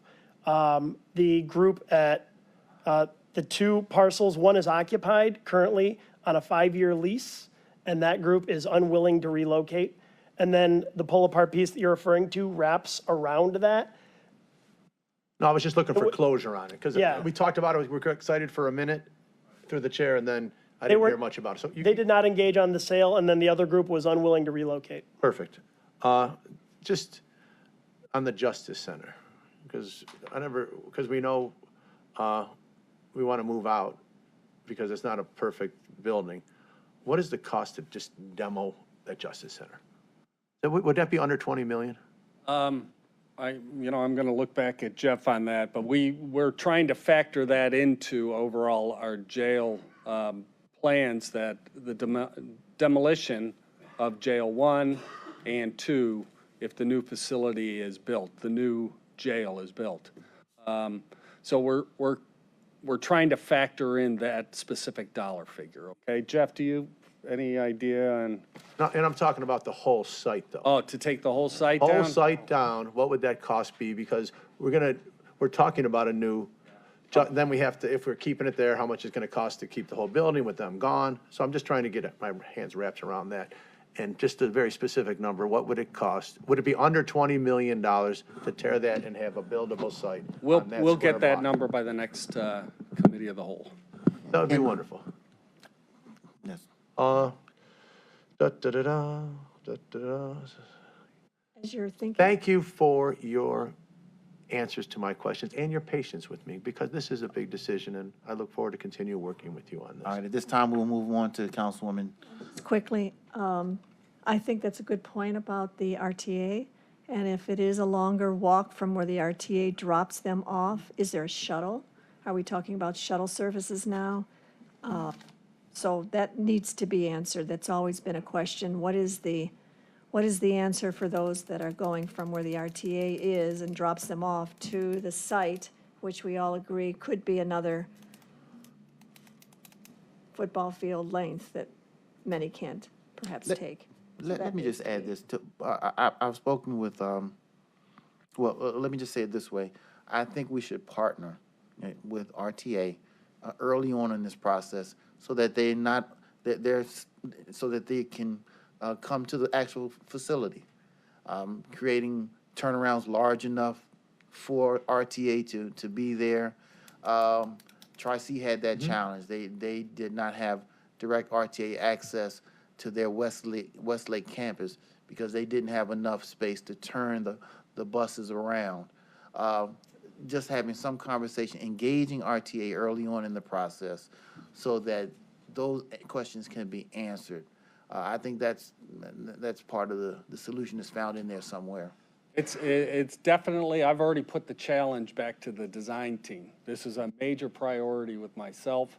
If I'm here to see this through or not, that we need to make sure that connection to that station, or potentially that station may be able to move across the street. The rail line is right up against this facility also. So there's potential. It is those partnerships with RTA. Just on that point with the partnerships? Yes. Thank you. You mentioned that the Garfield Heights site was not attractive because there's only one bus line. I want you to, in partnership with RTA, see if there could be more bus lines through different parts of the county to be able to get there.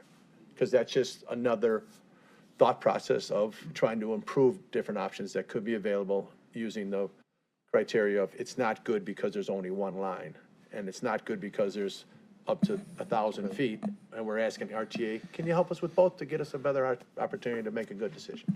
And to be clear, I just want to make, it's all relative. I don't think we would say that any of these are terrible options. They're not ideal, they're this site best- is bad yeah. because of that. Yeah. Oh, But okay. just relatively, when we compared them, we felt that the recommended site has an existing condition that is better in this regard, that's all. Perfect. Thank you. If I can just Councilman- finish my second question. Was on that? Second I question, didn't go know right she ahead, and then we'll go to Councilman. It was mentioned earlier that the project cost for the property, the acquisition cost is 6.7. The range of 6.7 to 11.1, all the other acquisition costs are within maybe 1 or 2 million. Why is the spread so large for the Transport Road site? 6.7 to 11.1, almost 4.4 million difference. So as I understand it, in talking with the team at Allegro when we were brought into the project, they had a large range on this because there's an operating business there. Again, this slide comes from a study that happened before direct engagement happened with any property owners or users. So Allegro was seeking to identify what would be the low and the high end of this range. And the low end, they're basically reflecting if this property were vacant in that area and available for sale, what would we deem to be a market value? And then on the higher end, they were taking what admittedly was a limited information estimate as to what it would take to relocate that operating business. In order to relocate that operating business, we need to make sure that they can recreate that business on another location, and it does cost more than this, especially considering the amount of concrete and asphalt and material that they have to create at a new place because of the cost of material and oil going up. So is it fair to say then that the acquisition cost, if no one was there, is 6.7 million? And because they need to move and the expenses that go along with it, doesn't really pertain to the value of the property, but it pertains to the business and what they need to do to move. I would say that 6.7 million is within range of what I would expect that property to trade for as a vacant parcel. Would it sell for that? Depends on the owner. The premium over that and to the price is, yes, indeed, what you just said. It is the cost to relocate that existing operating business. You think it would be fair, given we're zeroing in on this property, that we get our own estimate, have someone outside say, this is what this property's appraised at? Rather than Actually- use a second source and, we're just kind of using what was given to us. Actually, the county prosecutor's office led that effort. We retained an outside appraiser. Okay? And so that's why we're at the number we are today, the $20 million cost to purchase this. Because once again, keep in mind, to replicate this facility and the use of that facility in another location, it's at least $10 million in pavement if they move to the CVIC site. So that's why this number is escalated to where it is. So the prosecutor's office, did I hear you right? Prosecutor's office estimated the cost of this property? Not the prosecutor's office. Once again, we retained outside counsel to assist us And- in going through this real estate transaction. Counsel thankfully appropriated $500,000 as we continued our due diligence on the multitude of properties. As we narrowed in on this, we retained the outside appraiser. Okay. And then in turn, a very thorough document, probably several hundred pages long, came back with the appraised value of this to replicate, once again, what Universal currently has at their site, to replicate that at another site. And that's, you have that, so you have that documented, you have what the property's worth, and then perhaps added on for what it takes for them to move? Yep. I mean, okay, so, I mean, is it logical? I don't know what the cost is added to the property value. Are we adding another 4 million or 8 million, or what is the property worth, and then how much more are we adding to it? So according to the appraiser, the value was around 12 million. Now, I want to amend what Mr. Devers said. They appraised it as a depreciated on improvements value. So we had to come up with a number that would help them recreate that facility and that operating business in another location and relocate all of their equipment and property over there. It's fair to say that Universal wanted a number higher, much higher than this. It was a negotiation, but this ultimately was what was agreed upon as the price in order to motivate them, to relocate over there and have to recreate that business. So 12 million is the appraised value of what you have documented. I'd like to see that. So you're saying the challenge was they were one of the few who were not interested in selling to begin with. So there was certainly a premium for getting someone to sell what was not for sale. To relocate the operating business through mutual agreement versus other avenues. Okay. We had to be able to credibly convince them that they could recreate their operation elsewhere and not be disrupted. Again, they are a publicly traded company. All right, so we're going to have one more question from Councilman Miller, and then we want to have our environmental presentation as well. All right, Councilman Miller. I understand Councilman Sweeney has one point, so I'm going to yield and let mine go. It has to till do with another time. environmental, though. I didn't know we're going to have We'll another save president. it for, if there are no more questions then, thank you, gentlemen. We will move on to the environmental. Oh, Scott, I'm sorry, Scott did have, gave up your time, Dale. I'm joking. So, Go right ahead, Councilman. I'm aware that I'm aware of some other sites being discussed, and my question is whether we're confident that all of the possible sites have been considered. Based upon the criteria that we were asked to work with, and based upon the public RFP that went out to the market with public notice and appropriate response time, I know of no other sites that would fit that criteria in Cuyahoga County. Now, if somebody has now come up and said, I'm willing now to sell my site that wasn't previously, that would be a different conversation. That's it. Okay, thank you. All right, thank you. Okay, thanks. I've asked John Garvey to come back and give another update in regards to the environmental and to see if there's any further questions of the body. Thank you. Good afternoon. John Garvey with Partners Environmental. Yeah. My intent was to go through the same presentation I went through last time with some added examples of sites at the end of it. So I'll go through fairly quickly with the first part that I think everyone here has seen, but it'll just keep me on track here.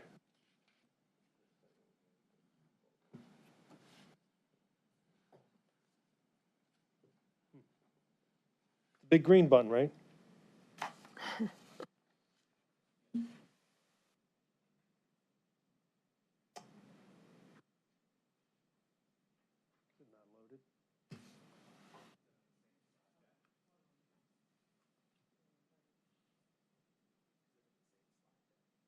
I would assume. check. Yeah. Really? Let me try to do it from the.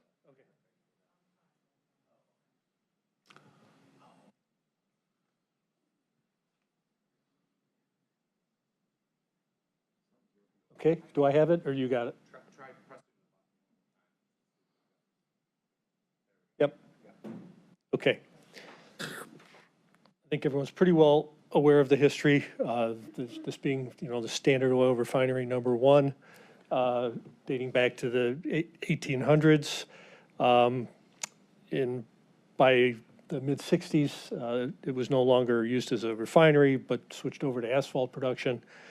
And then by 77, it was pretty much all production ceased, transport road was put in.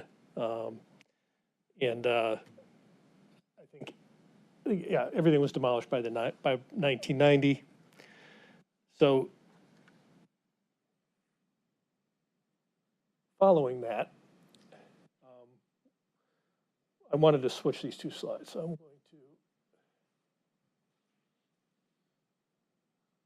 go to what previous work was done under Ohio's Voluntary Action Program by BP. Included fairly extensive assessment of 48 soil borings, 34 monitoring wells. The findings showed that petroleum hydrocarbons in 8 of the wells were elevated, and they had high levels of petroleum in the soil. At that time, not contemplating a significant construction project, they just put a 2-foot cover over the whole site of clean soil. That was imported. Then later, the current user paved it. And it's just been container storage since. There is a new stormwater system, new as of the early 2000s, to capture the runoff from that large open area where the container storage is. And then I will try to go back. So how do we manage the redevelopment of these kind of sites? Well, since the mid-90s, Ohio has had what's called the Voluntary Action Program in place, which helped to define how clean is clean for a given end use. And that process includes a phase 1 property assessment, which is really just an examination of current conditions and history. Phase 2 assessment, where soil, groundwater, and in the last 10 years or so, soil vapors are tested. The information from that is put into a risk assessment, and we determine whether or not remediation is necessary to meet those applicable standards. Once those remedies are in place, if needed, then a no further action can be issued by a certified professional, which I am, and a covenant not to sue can be sought from the state. Now, there is a covenant not to sue on this property. An NFA was performed by another CP for BP, and that restricts the use to commercial industrial use. So just so I'm clear, commercial use, and no one can sue the company there, or whoever's been there over the last 100 years, or at least since 1995, I guess. No one can sue for anything because they have remediated to EPA's requirement standards. So that is a covenant not to sue from the state, so the state cannot sue. State cannot sue. Yeah. But an individual employee who felt that they had been harmed in some way could have potentially if necessary. Correct.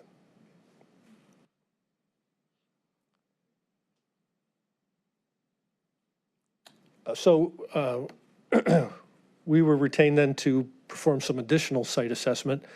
Number one, because the data was fairly old, and to fill in some data gaps. And that included an additional 21 borings, 9 monitoring wells, 3 subslab vapor points.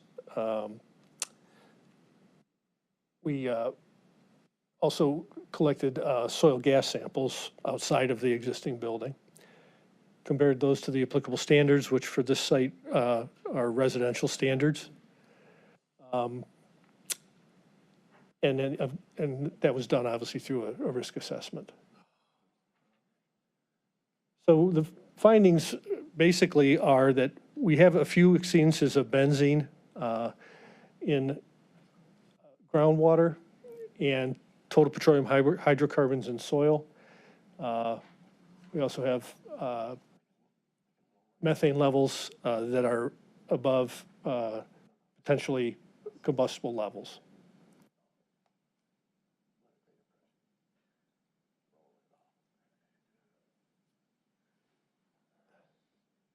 And these are the locations where we have an exceedance of one of those standards.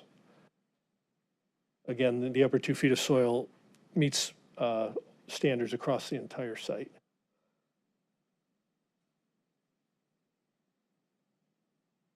These are the locations where we had methane levels above the combustible levels or within the range of combustible levels.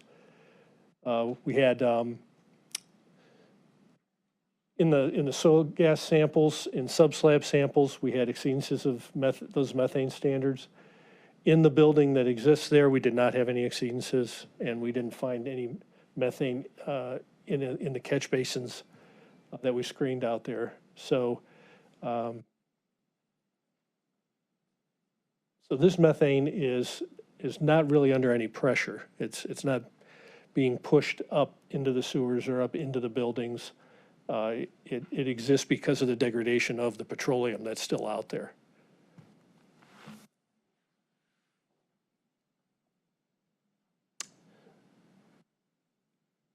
So there are institutional controls. There's going to be one remedy that's going to restrict the use of groundwater, which isn't really a restriction in this case because there's no one uses the groundwater or needs to use it.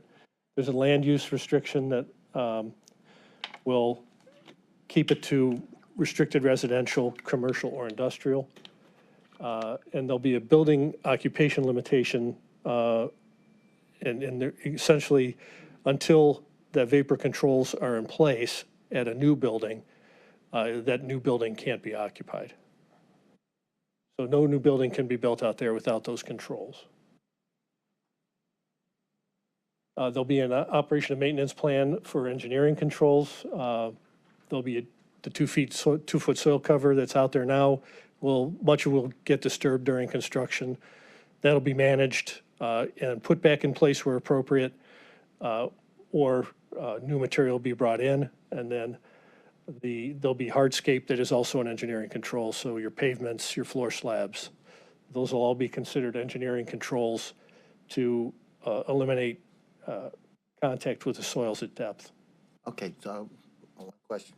So under the ground, there's soil that needs remediating, but there's also a water basin that produces methane, and this gas comes from the soil up, from the water, underwater, groundwater upward towards the building.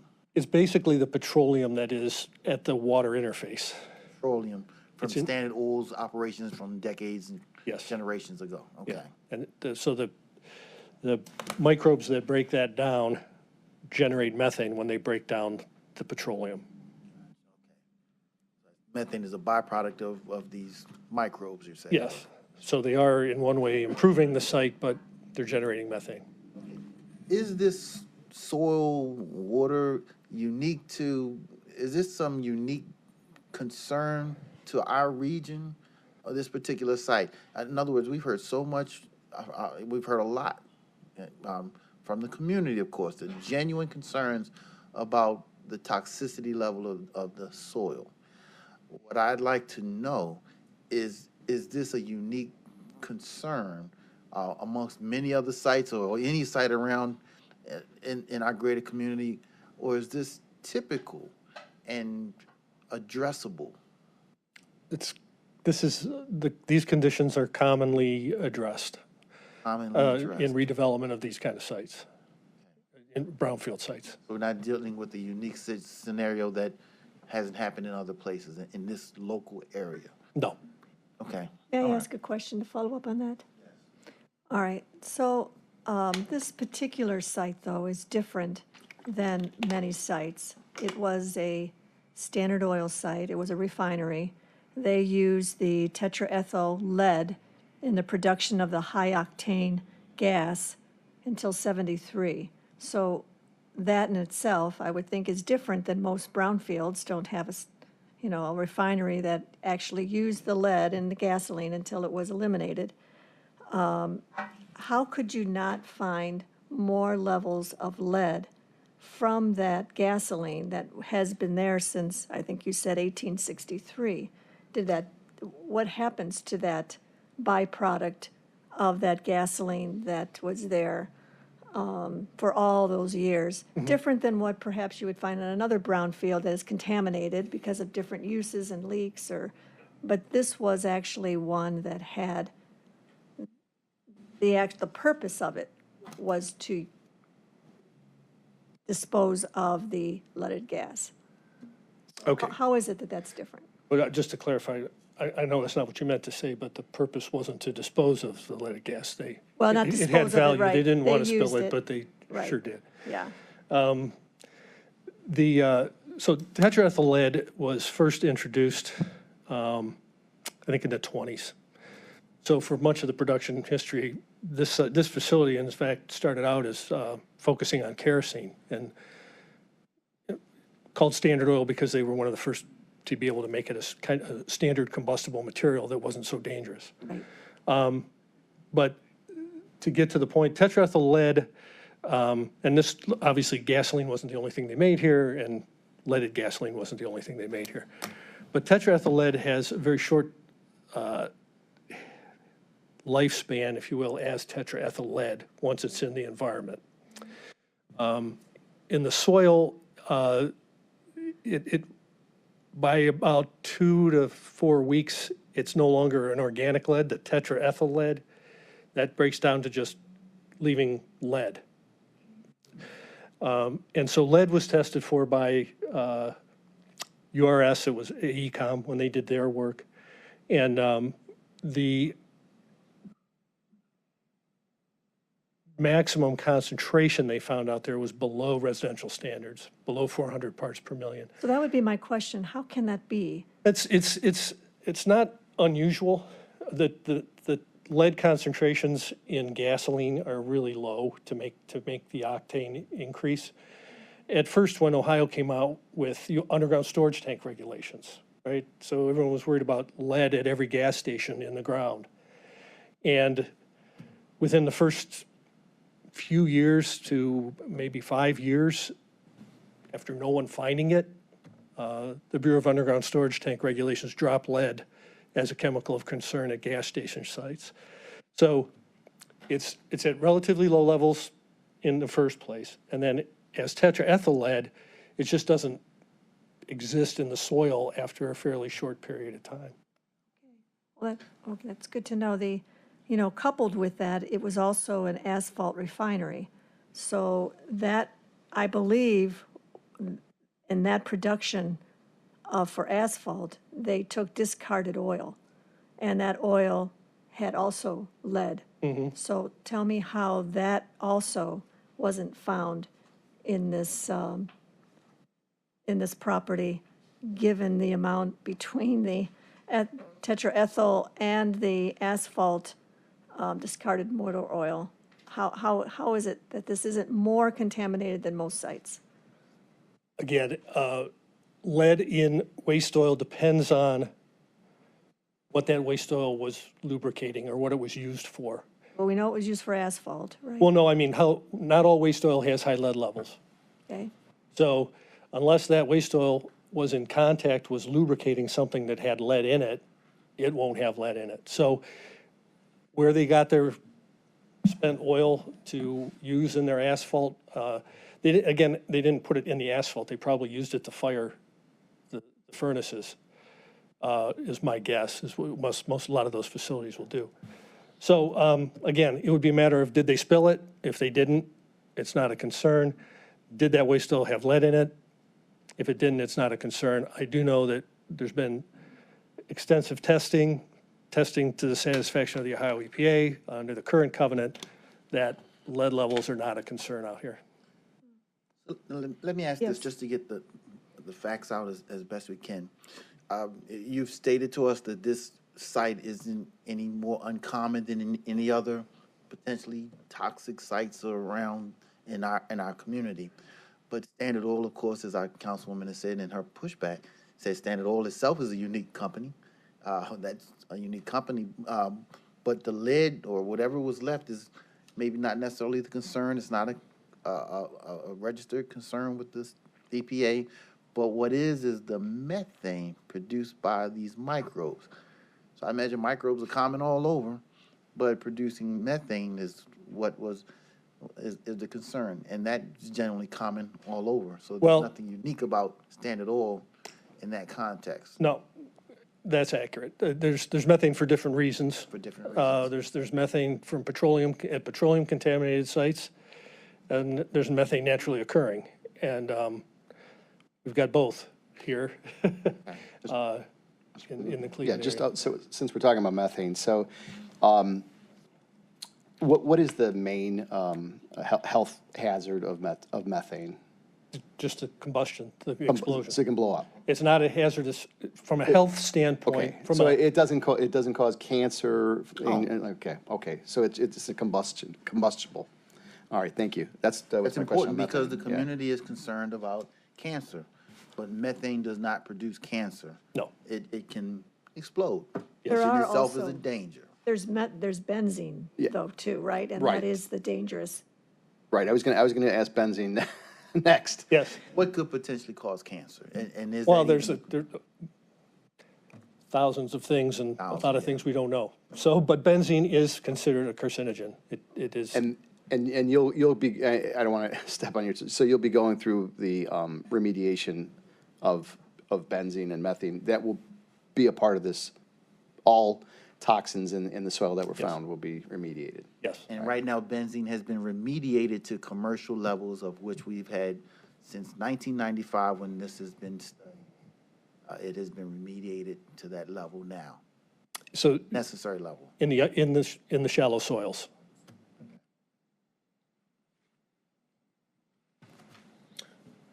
Mr. President? Yes, Councilman. Thank you, and thank you for your presentation. I just got a couple questions. Everybody's talking about their environmental issues with all the sites. Cuyahoga County, state of Ohio, throughout the country for this large of a site. In Cleveland. In Cleveland, we'll go with. Yeah. They can't all be equal, though, through my chair. No, they're all different. They're all different. So this is on the high end? This being a petroleum. On the low end? This being a petroleum site, petroleum sites are typically the most manageable.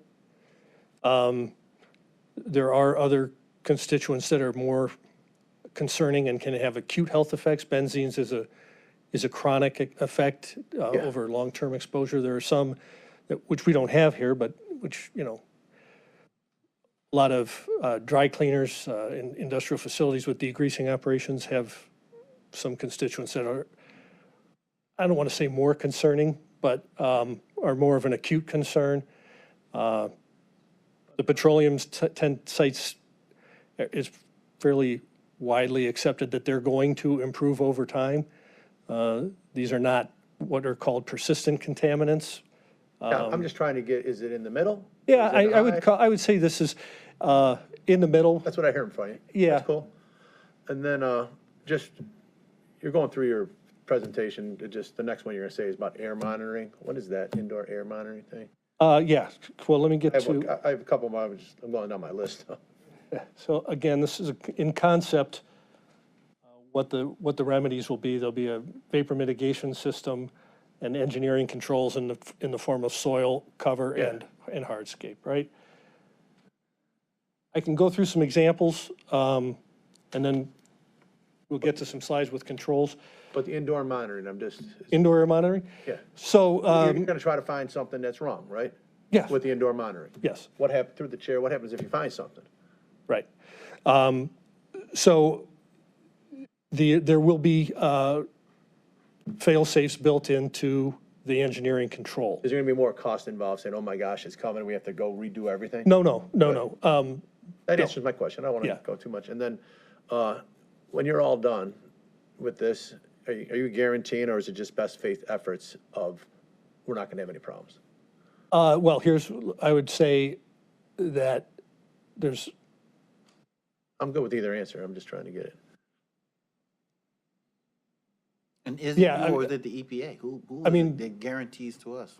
well, we would be submitting an NFA to the Ohio EPA for them to issue a covenant not to sue. So they would be buying in on all of the engineering controls and institutional controls related to the hazardous substances, which would not include methane. Methane, while they would review the systems and approve the systems, they won't issue a covenant not to sue on methane because it's not considered a hazardous substance. Yeah, and through the chair, that's my last one, is the state of Ohio got a covenant not to sue on this site. When we're all said and done, are we gonna have a covenant, we can't be sued on this site? Yeah, I'm not, as a CP, I'm not allowed to guarantee that because it's not been done yet. I can't. No, I'm just saying, If it meets applicable standards, yes, you will be seeking a covenant not to sue from the state. but will we get it? I'm comfortable that I've at the not- end, this project will not be over until we get a covenant not to sue. And we have to have all this done before we start working, right? No, you don't, well, again, that's a call that you can make. The It covenant just not, makes sense that we have to have a clean site before we, I'm far from anything. well, you're not going to have a, Covenant-proof site before we start, is that accurate? Through the chair? it can be done a couple of ways. So what, if the county wants a covenant prior to the start of work, then what that would result in would be an operation and maintenance plan and a risk mitigation plan, and an environmental covenant gets modified in the future, because that's when the engineering controls are going to be in place. They won't, I can't say that, so there'll be a period where you'll have your covenant, you'll be operating under, during construction. There will be times, and one of the controls will be you can't use it for restricted residential use until all those controls are in place. So So, there'll be a path through the chair. Yeah. If we do all these things, we will get a covenant, yes, and then we can't be sued by the state, Sued by or others. by the state, by the state. yes. But anybody else, we could be. Yeah. Okay, I'm just trying to dig down so I have a full Yeah, so just to be understanding. clear, it's a covenant not to sue from the state of And Ohio. then- And just, when is it, we're gonna have a clean site before, after, and that hasn't been determined yet, or during, it sounds like during. It'll be, again, that's probably something for legal to talk about, is in terms of when they feel they need to have that covenant. Remember, there is one on it now, and it runs with the land.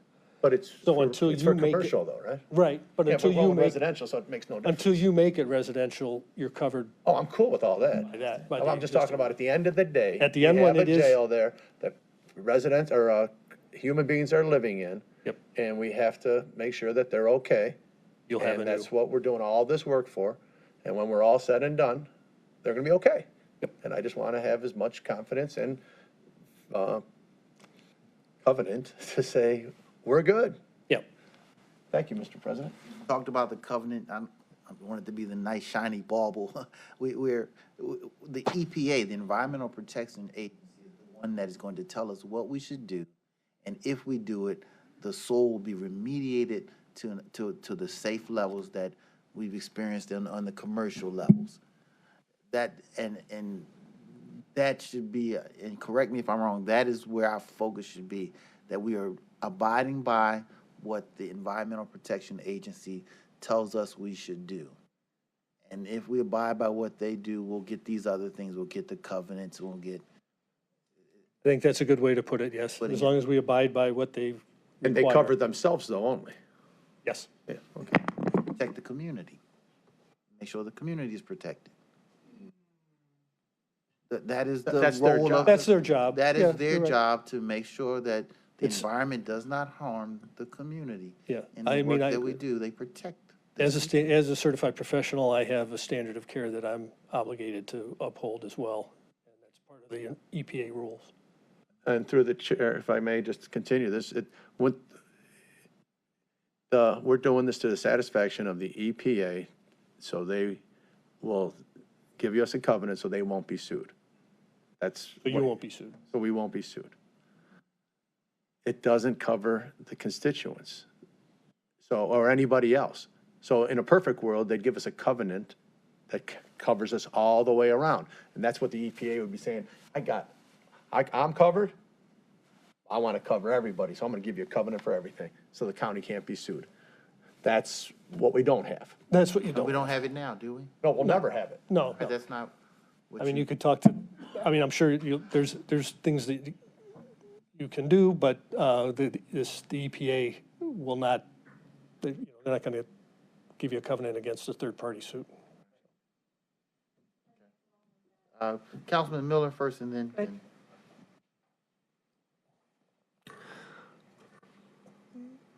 My major concern about all of this is that there are numerous chemical hazards where the safe level standards have changed and been substantially reduced over time, and we have a site that was used for various kinds of chemical operations for many years, and how do we know that that low levels of various chemicals that we now think are safe will prove not to be safe, and that people who spend considerable time on this site will not suffer ill effects? This particular site, in this particular redevelopment, because we're relying on engineering controls that eliminate exposure, that's less of a concern than on a site where we might clean up to 50 parts per million today, and next year they come back and tell us the standard is 10. So we're not dealing with that kind of a remedy here. We're dealing with an engineering control that, regardless of what the contaminant level is here, we've got a barrier, whether it's a barrier to keep vapors from coming in or a barrier to keep people from being exposed to that material at depth. We have a barrier that eliminates the exposure. So a change in standards, I can't say, I can't conceive of a way that a change in standards would affect the risk at this site in the future. Okay, thank you. All right, if I may. If I could help just with one issue, I'm Yes. sorry. At Mr. Devers' suggestion, I didn't come up here on my own. I didn't call him. That's right, but I keep popping up, don't I? So a couple of things, and obviously on the covenant not to sue from the state, there's actually no such thing as any covenant to prevent someone from, anyone can sue anybody for anything. The question is whether it's legitimate. That's my wife calling. But what I want to point out is that in terms of risk, we will also have different forms of insurance coverage. So we will recommend, it's the counties to determine, there'll be something called a PLL and a CPL. So there's a pollution liability coverage that we will recommend that we secure, that if in fact an unforeseen condition appears, something that shows up that is a pollution condition, we will have some insurance protection for personal injury and property damage, to the extent that occurs. And obviously, even if on the site during construction, if a plume was to show up, that was not foreseen, obviously we test for everything we can. There is coverage, some coverage for that. If a contractor working on the site disturbs the condition. So we've talked about a situation where contractors obviously have to be responsible during the site. If a contractor was to disturb something that was necessary, or even brought a pollutant on the site, dumped oil, whatever you want, there's a policy called a CPL, contractor pollution liability, that also provides coverage that protects the county and would provide coverage for third-party personal injury or property damage. So I know you were interested in what we do about liability. Those are some of the additional steps we take. That's where my We have question insurance was. and all. This is first and foremost about the safety of the community. Just saying that. So I receive everything that you said. Thank you. All right. That's where I was going, is that if we're not covered by the state as a blanket coverage, which you're not, what kind of cost are we looking at for additional insurances? In your experience, is that a high cost, knowing that, I don't know if the possibility exists, but we certainly, I guess, need to have it, so we're saying that it is. So there's insurance, there's a whole lot of insurance that goes into a project like this. Just as there was on the hotel, just as there was. But we're and talking but this is particular insurance for It is someone not, suing it for is, I health. can get you the numbers. It's not a particularly, it's not a particularly high cost, only because, it's insuring against risk that are not known. Obviously, if we for example, I'll say this: we've identified benzene. We have to abate the benzene, or not abate it, but now that PLL, if a contractor screws up something, there's coverage, but the existence of benzene, if we now have to spend money because of the benzene, that is not protected because it's a known condition. This would be if there's a new plume or something. Yeah, someone asked the question about what about something we don't know about right now. So, but I can get you that information I just, on the cost. it's an added cost, again, that's It's over the in the- lifetime of the building, right? This is lifetime of the building. We have to have added insurance. This would be insurance that is involved during the construction phase. Right. Presumably things that are discovered during the construction phase, they're abated during the construction phase. For things that happened during operations, that's a question that I don't know exactly what would be available there for that. This is something that you talk about because this is usually discovered during the construction phase when you have something new or different or a problem. But those numbers are already in the budget. We buy it on every project, so I can get you that information. I know there are policies available for unknown conditions, and they have not necessarily related to discovery during construction. They have a term, how much you're asking for in coverage and what term you're asking for is what drives the cost. The fact that you will have a covenant, in my experience, typically helps control that cost. I'm not a lawyer, but I would suggest if you're concerned about third party, I believe there are third party coverages as well. The cost of the VAP, the vapor barrier, has that been determined yet? Even in a range? I mean, I know we haven't gotten the building footprint, but how about in a range? So up until a few months ago, we were telling people $3 to $5 a square foot. I answered a question from council, and I think I answered it $7 to $10 a square foot. Me, and yes. I think I did so conservatively somewhat because one of the primary vendors in this region who puts in those systems told me yesterday that they're still sticking on their this scenario, throwing numbers out. He's suggesting that $5 to $7 a square foot is probably safe, is still safe. So, but that's, I know it's a wide range, but $5 to $10 a foot is pretty safe probably for quite a while. If this isn't going to happen for another 10 months or something, I think you're still safe with that kind of a range. If there were any other structures being built on this property outside of the jail, this same mitigation system would have to be. And the methane mitigation system, yes. Yeah. The short answer is yes. If it wasn't for human occupancy, you can do less, but yeah. All right, thank you. Any other questions? I All do. right. I have a question, Mr. President. Let's go right. I don't know why I keep thinking about a car wash, but are we getting the express deal with this mitigation? We getting full service? All of these people have these concerns about folks getting cancer with the benzene.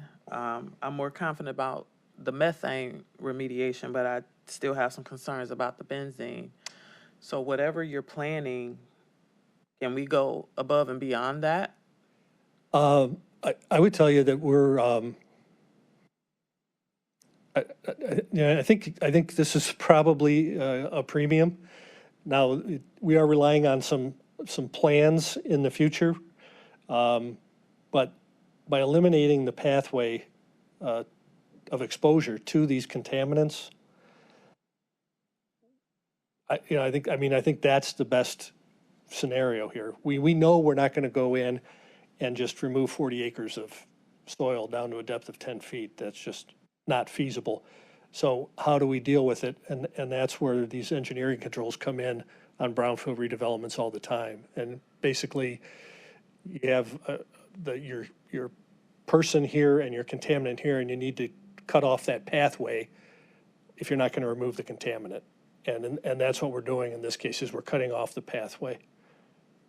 And there's no more complete cleanup than that, if you will. Cleanup's not the right, remedy is the right term. Okay. Councilman? Yeah, just along the lines of what Councilwoman was speaking to. So the benzene will be taken care of by the same filtration system as the methane? It'll be pulled from beneath the building and exhausted above the building. Okay. And I know in your presentation, you use a lot of like California sites, if I recall, last time. And but again, to this area, this is something that can be remedied in this area for a common toxicity issue. Oh, yeah. I mean, the California examples were brought in for methane because they more commonly have methane issues. Right. We have methane issues too. If you look at this slide, the facilities with asterisks have methane issues. Okay. So, and So all those, like the Global Center and Hilton and Rock Hall, yeah, those are naturally occurring methane. They're due to the methane in the shale and Right. the deep foundations that had to be installed. But yeah, they have methane mitigation systems. But from a vapor mitigation system standpoint, they're the most common remedy. Facilities have vapor mitigation systems? Does this facility? Not all the ones you put on the screen? Yeah, yes. And that's not all of them. That's just Yeah. from, I was asked to bring in, yes, asked I yesterday think I had specifically asked the directors so we could have some local examples. Yes. Because there was some concern that, well, that's California, this is here, So, I mean, this is what we came up with 2 quick phone calls to a vendor and a contractor. Okay, appreciate that, thank you. Yeah, Follow-up so question. I just need to, I just want to add emphasis to what we're saying here. We've talked about the toxicity level of the soil, but again, the methane that comes up, that needs to be addressed by, you call it a vapor mitigation system. In other words, you have to suck the air out. Is that what it means? We will be pulling the air out from under the building. Pulling the air out. It would probably be okay to use what's called a passive system, where you just rely on the fact that methane is lighter than air to have it come up and move out.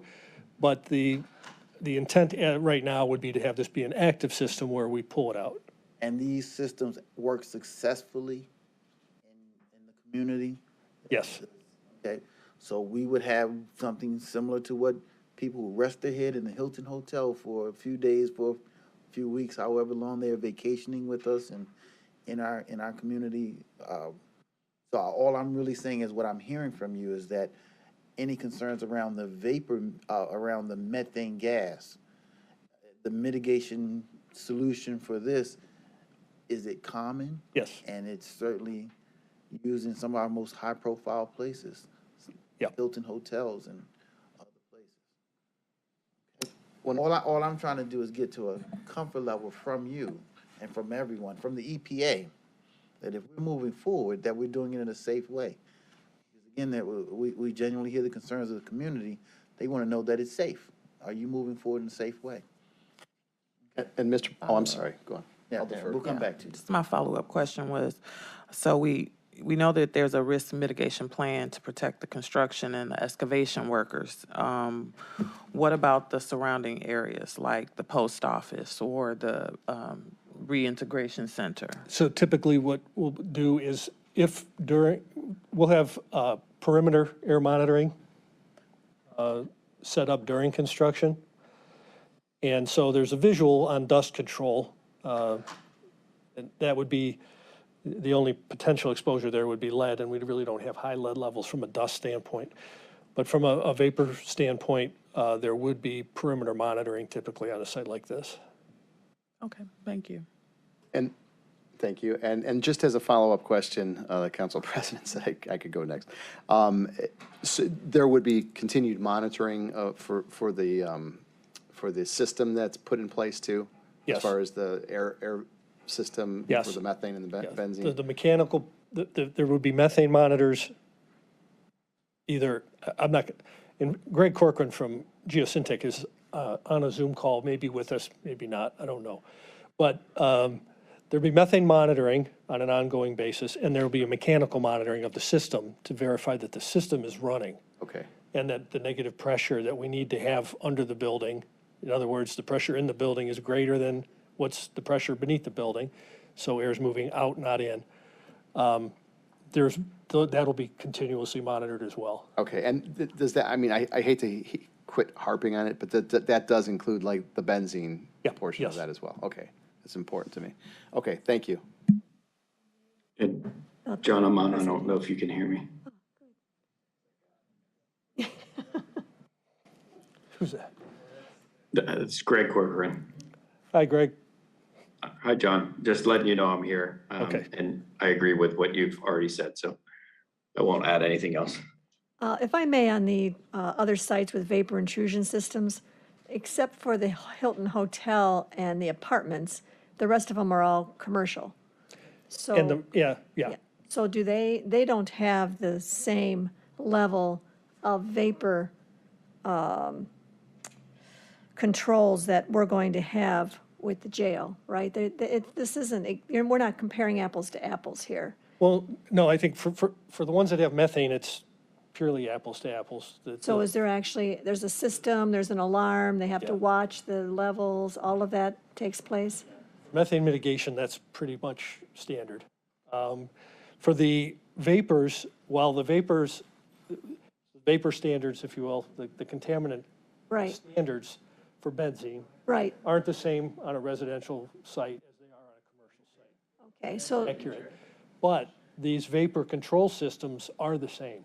Okay. So when you install a vapor control system, you have to generate that negative pressure and prevent the contaminants from moving into the building at any concentration. There's no system that anyone could design to say, well, we're going to keep benzene out down to this level, but the rest of it can come in. Yeah. It's either cut off or it's not. So I guess what I'm asking is the county right now, the monitoring system for all of these places?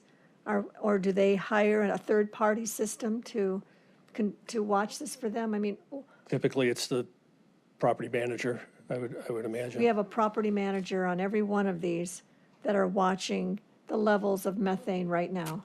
I do not know what they're doing. Didn't know we had. So we probably want to know, in an apples to apples, if the Science Center or the Hilton Hotel or the Huntington Convention Center, is there a mitigation system in place now that we are monitoring on an annual or semi-annual basis? They may have, I don't know, I'm sure if they were required, there's some sort of monitoring Why wouldn't they established. be required? Why would they? Why would they not be? Oh, no, I mean, I'm saying the fact that they were put in tells me they probably are being monitored somehow. I mean, there's. Well, I don't know, Mr. Dever, if you have anything?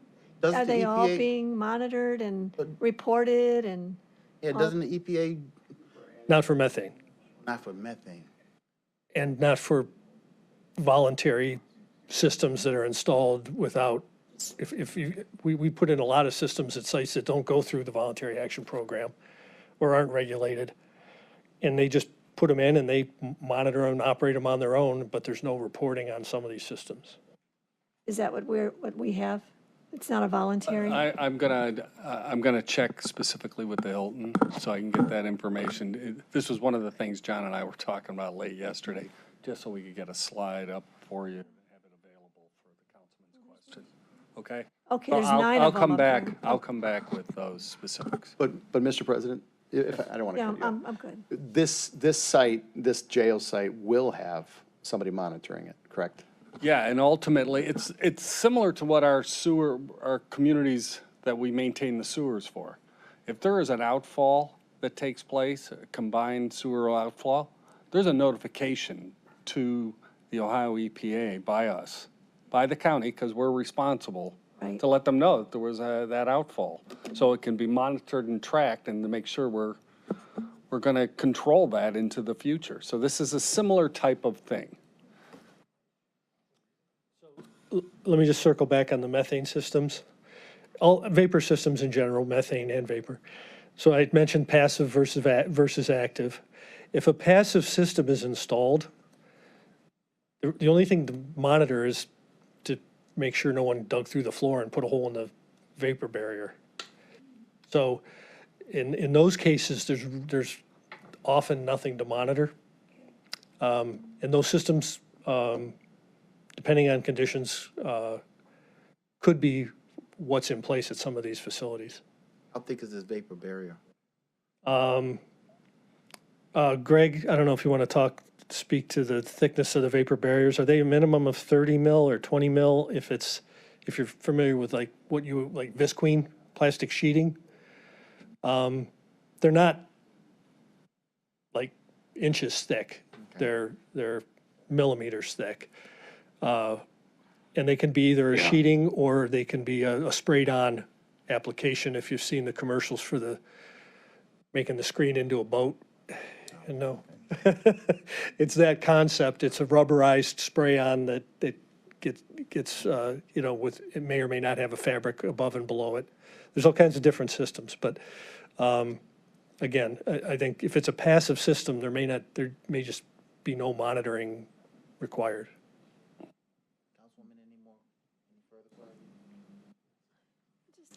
Just clarification on one question I asked you about the alarms that go off.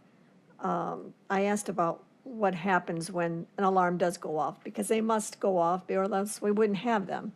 So methane alarm failures are typically false positive alerts that result in a response and often recalibration or replacement of a sensor. If methane alarm trigger is real, built-in systems to increase air exchange in the building to bring methane levels down can be implemented.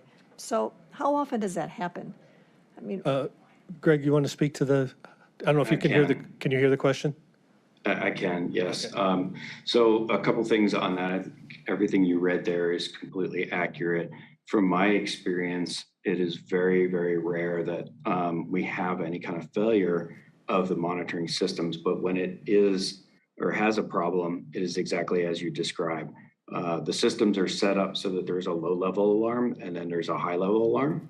So typically what we see is a failure at the low-level alarm where we can address the issue before it is ever a concern with respect to a regulatory constraint or an exposure constraint.